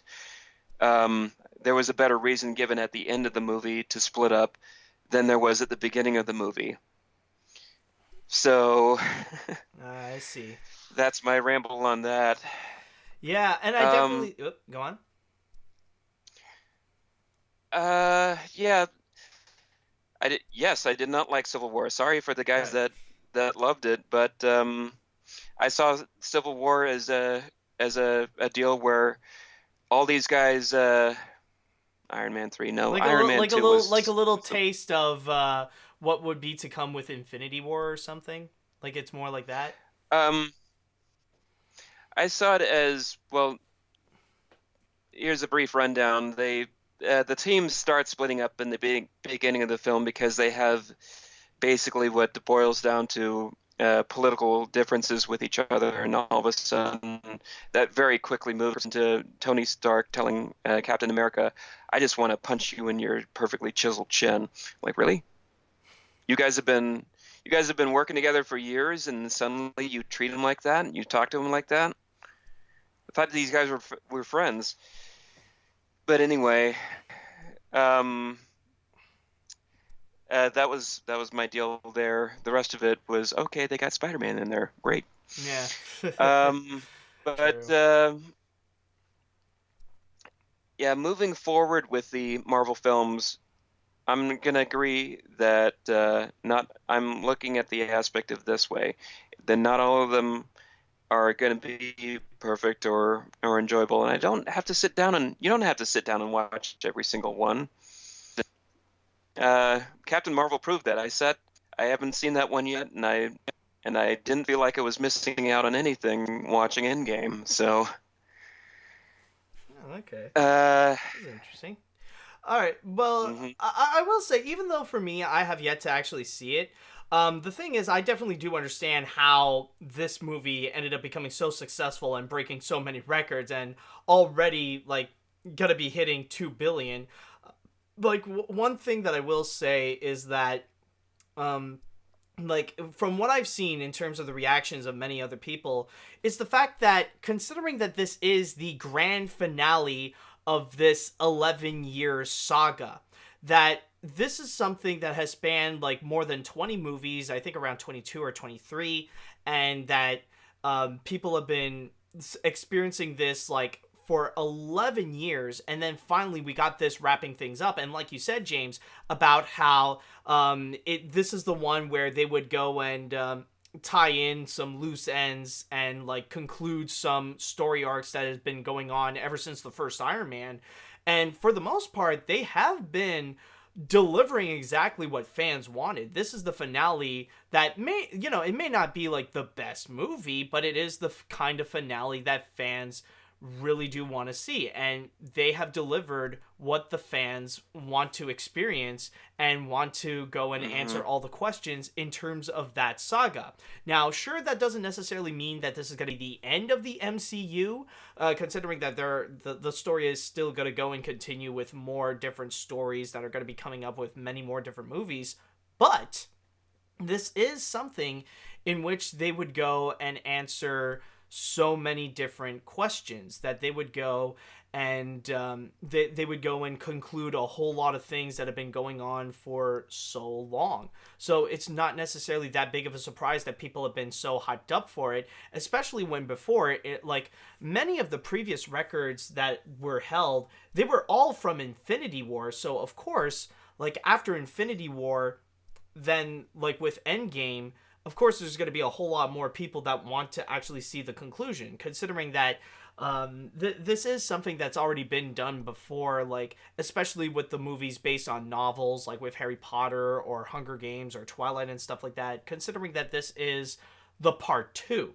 So of course a lot of people are really anticipating the part two, since many are pretty familiar with what happened with part one, so they do want to be involved with the grand finale. And considering that this is possibly the most anticipated movie ever, like people were hyped up and been waiting for it, like it really is the biggest event.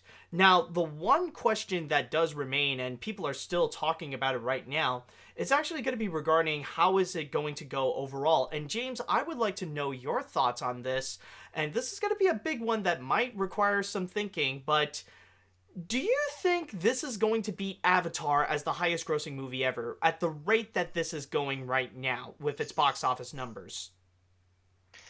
I wouldn't be surprised because I'm looking at I'm actually looking at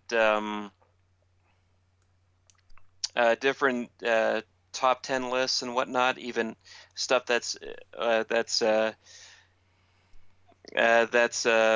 adjusted for inflation, shall we say? Yeah. And James Cameron's Avatar only comes up to number 4 or number 5 on some of those lists. I think that what we're seeing. Let's see. That was Let's see how much did that make? Avatar made about 2.78 billion, if I can remember. So technically, it's still like Avengers still has a bit of a long way to go. Like a little under, like right now with the numbers that I'm seeing right now, it still needs like under a billion. So there is still that going on. But yeah, like Avatar still has a pretty high number behind it. If you adjust for highest grossing, I think Gone with the Wind is still the highest grossing movie of all time. But that movie's had re-releases. Yeah, and like I mean, adjusting that feels a little bit like cheating in a way. I think I thought that the first Avengers movie beat Avatar, but anyway. No, Maybe that was in terms of budget. Probably budget, but no, I think I think the first Avengers only made like what 1.5 billion, I believe. Just want to see, like comic book adaptations. Let's see, the original Avengers, if I could find it. Avengers, Marvel's the Avengers. It's stated here, 1.5 billion. That's it. So already Endgame made more. Endgame already made more. Endgame already more. So there you go. I think it's on track. I think it's on track to beat Avatar, and you know what? I hope it does. Yeah, go on. Because ask yourself, how well has Avatar aged? Yeah, in the true. I mean, yeah, even I know people now who were big fans of that movie when that came out. They said they're looking back on it and they're just kind of like, well, maybe I was caught up in the moment or something. That's what so many of these cases are. Is everyone's going to go see this movie, aren't you? People are talking about it, aren't you? This movie is striking up controversy. Let's go see it. Not always the best choice. I think the best review that I saw from anybody on Avatar, from going to see it the first time, they said it, and then this was a person who's not even a critic per se. They said that they wanted to take in their iPod and listen to that while watching the movie, because the movie was beautiful. Just everything that they heard was just so stupid. Yeah, that is true. Yeah, you do bring up a pretty good point. Now, the thing is that for me, with that question regarding if Endgame would beat Avatar, for me, I would honestly say I'm not 100% sure. Because, like, looking at the numbers right now and the speed that Endgame is going, it could be a pretty high possibility. They could actually do it, and I wouldn't be surprised. Like, I wouldn't even be surprised if Endgame would become the first ever movie in history to make $3 billion at the box office. But the thing that does concern me is regarding how it's going to perform in the long run. Because here's the thing, with Avatar, how that became massively successful is mainly the fact that it was released on December of 2009. So moving forward, it was going to enter the winter period. And from there, like, in the winter period, there's really honestly not much worth watching, so people would go and watch Avatar instead. In the case Maybe of that was a convenience. Maybe that was a case of audience convenience. Exactly. Nothing better. And in the case of Endgame, now it's going to enter into the summer period. Yes, it is still performing extremely well in its second weekend because right now there isn't much worth watching. But in the following weeks to come, there's going to be a whole lot more movies that people are going to be hyped up to go and check out. As we're recording this, next week is going to be Detective Pikachu, and I'm sure that's going to be highly successful. And then the following movies to come, we're going to have stuff like John Wick, Secret Life of Pets 2, Men in Black, Godzilla, and then like we're gonna enter like into the bigger movies coming in the summer, which they are going to overshadow the performance of Avengers Endgame. Or well, not necessarily like overshadow what they're doing overall, but I mean like they're going to overshadow on that weekend so that they can make more than Avengers Endgame. So that could be the big thing that could stop, that could take away from making any more, because there's going to be a lot more movies that people will be anticipated to go and check out. But then again, I could be wrong, and as James stated, he is going to go and watch it again, and there is some rewatchability value onto Endgame that a lot of people would want to go and check it out again and again. So honestly, I could be 50-50 on this one. I feel like on one hand, there are ways where it might not make it, but then again, there are definitely ways where it could beat it. I'm looking at this weekend and saying, do I want to go see the Ugly Dolls movie, or do I want to go see Endgame again and see if I can spot Howard the Duck in the crowd?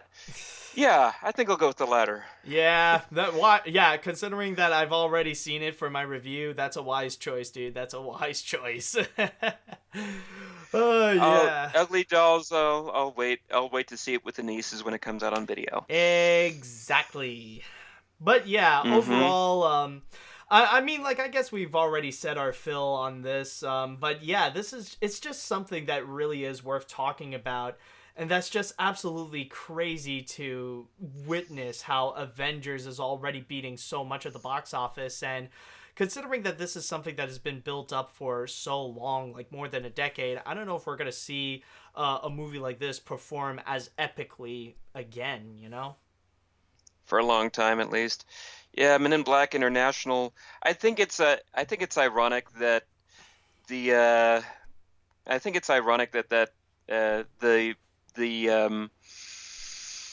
promotional material that I've seen for MIB International features Chris Hemsworth holding up a neuralizer to flash the viewer, because I think that's what I would like to do after that movie comes out, is forget it ever happened.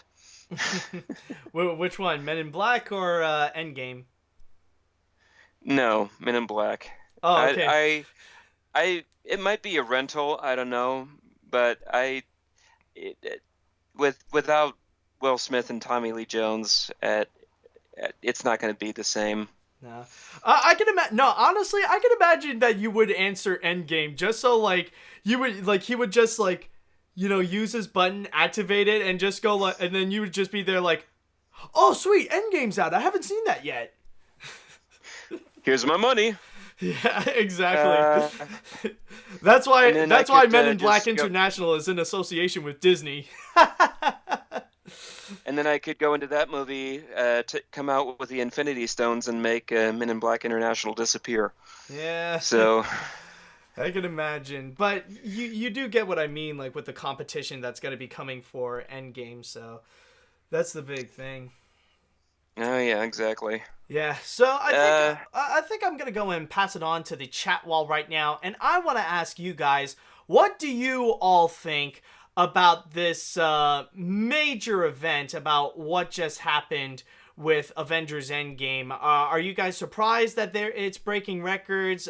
Do you think that it could beat Avatar as the highest grossing movie? Let me know what you think in the comments. Let me know.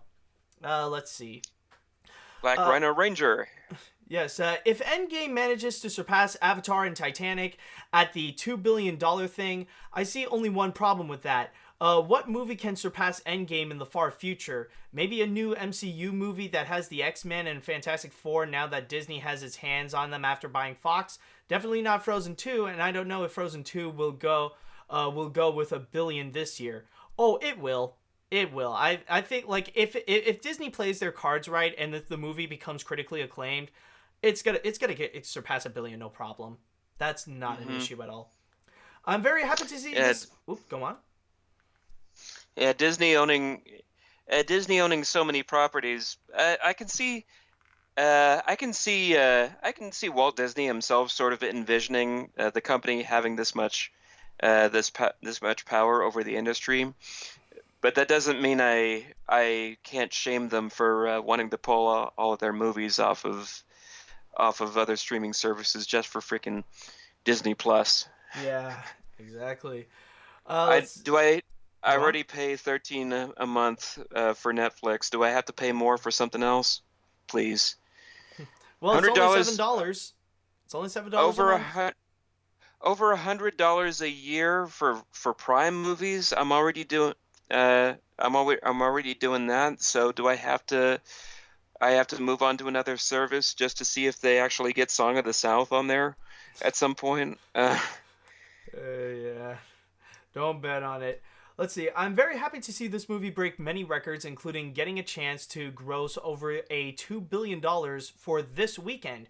I hope this movie becomes the highest grossing movie of all time, so I'm keeping my fingers crossed. Also, I'm about to see it tonight at my IMAX with my friends, and I have survived without spoilers the whole week since I was having exams this week, and I'm finally getting a chance to see it. Wish me luck, and I hope it's great as I thought. All right, have fun, dude. Let's see. I saw Endgame twice in IMAX. If anything can beat Endgame's records, maybe Rise of Skywalker, but it will be a while before something so anticipated will come up with this much hype. Yeah, even at that. Not Rise of Skywalker. Nah. Not Rise of Skywalker. Like, it will be a big hit for sure, but Endgame hit? Maybe not. Yeah, with I think after Solo Star Wars story, which I actually did enjoy moderately, not as much as I liked Rogue One, but with how that film performed, we can successfully say that Star Wars is no longer a guarantee for box office gold. Yeah. People are going to go see Rise of Skywalker just to finish the new trilogy off, and hopefully this will cement some sort of legacy for the new characters like Rey and Finn and what have you moving forward with the franchise. But I don't think it's going to do nearly as good. Yeah. Well, no, like, it will be success. Like, that's the thing, is that I know it will be successful. It will be $1 billion hit, but not in the levels that Endgame is reaching. That's what I think. Looking at the chat, it's not going to be Secret Life of Pets 2 either. That's not even going to be close. Yeah, yeah, right. Not even freaking Illumination would dream of getting those numbers, man. Are you kidding? This is insane. What's next? Sing 2? Yeah. Well, that's going to be in 2021, so we'll see. This is insane news. I really enjoyed Endgame, and I am not surprised that it's breaking records, but I'm not sure if it will beat Avatar. But the movie deserves to earn $1 billion. Can't wait for Spider-Man Far From Home. Okay. Yeah, okay. And I Could be think good. Yep, and I think with that said, that should be concluding this week's episode. So, James, I just want to say thank you so much for coming for this episode. It has been pretty epic, I must say. Yeah, this is long. I don't listen to your podcast very often, but yeah, going over 2 hours. Whew, Yeah, I think we had a lot. yeah, We had a lot it to went a catch little up longer. on, Yeah, it even. went a little longer than planned. Admittedly, usually I keep it around 2 hours or maybe like an hour and a half. So yeah, sorry for the long length, but. James, for those of you who are listening, I'm sure maybe you want to check out some of James' stuff. So, James, if people want to go and contact you online, if people want to see your stuff, where can we find you? You can find me on my Facebook page for Jaimetud / From Pages to Pictures, or you can search for that on YouTube. I also have do a series on the side for Geek Club Books called Bluebee TV, which is not a review show, but it's all about it's for nonprofit work that I do about educating people and kids and parents about autism, which has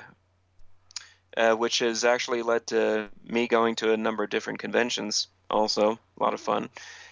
And right about now, I should say that's about it. Look forward in the if you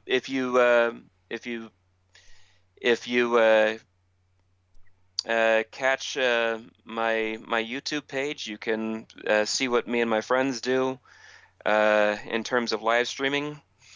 We now that we're now that now that we've been here and we've actually talked about it after many months, there may be a certain movie coming out in November that we're planning on live streaming in the near future. Not giving too much away, I hope. But Yeah. yeah, one of these days we should have you on there as a guest. Yeah, maybe. Like, I'll see if I have the time for it and stuff like that, and I'll probably join. All right. Yeah, we'll do a live stream of The Thief and the Cobbler uncut. Yeah. All right. So, with all that said and done, I just would like to say thank you all so much for listening, and thank you all so much for watching. And until next time, see you later, dudes. And like we used to say in the old days, ciao for now.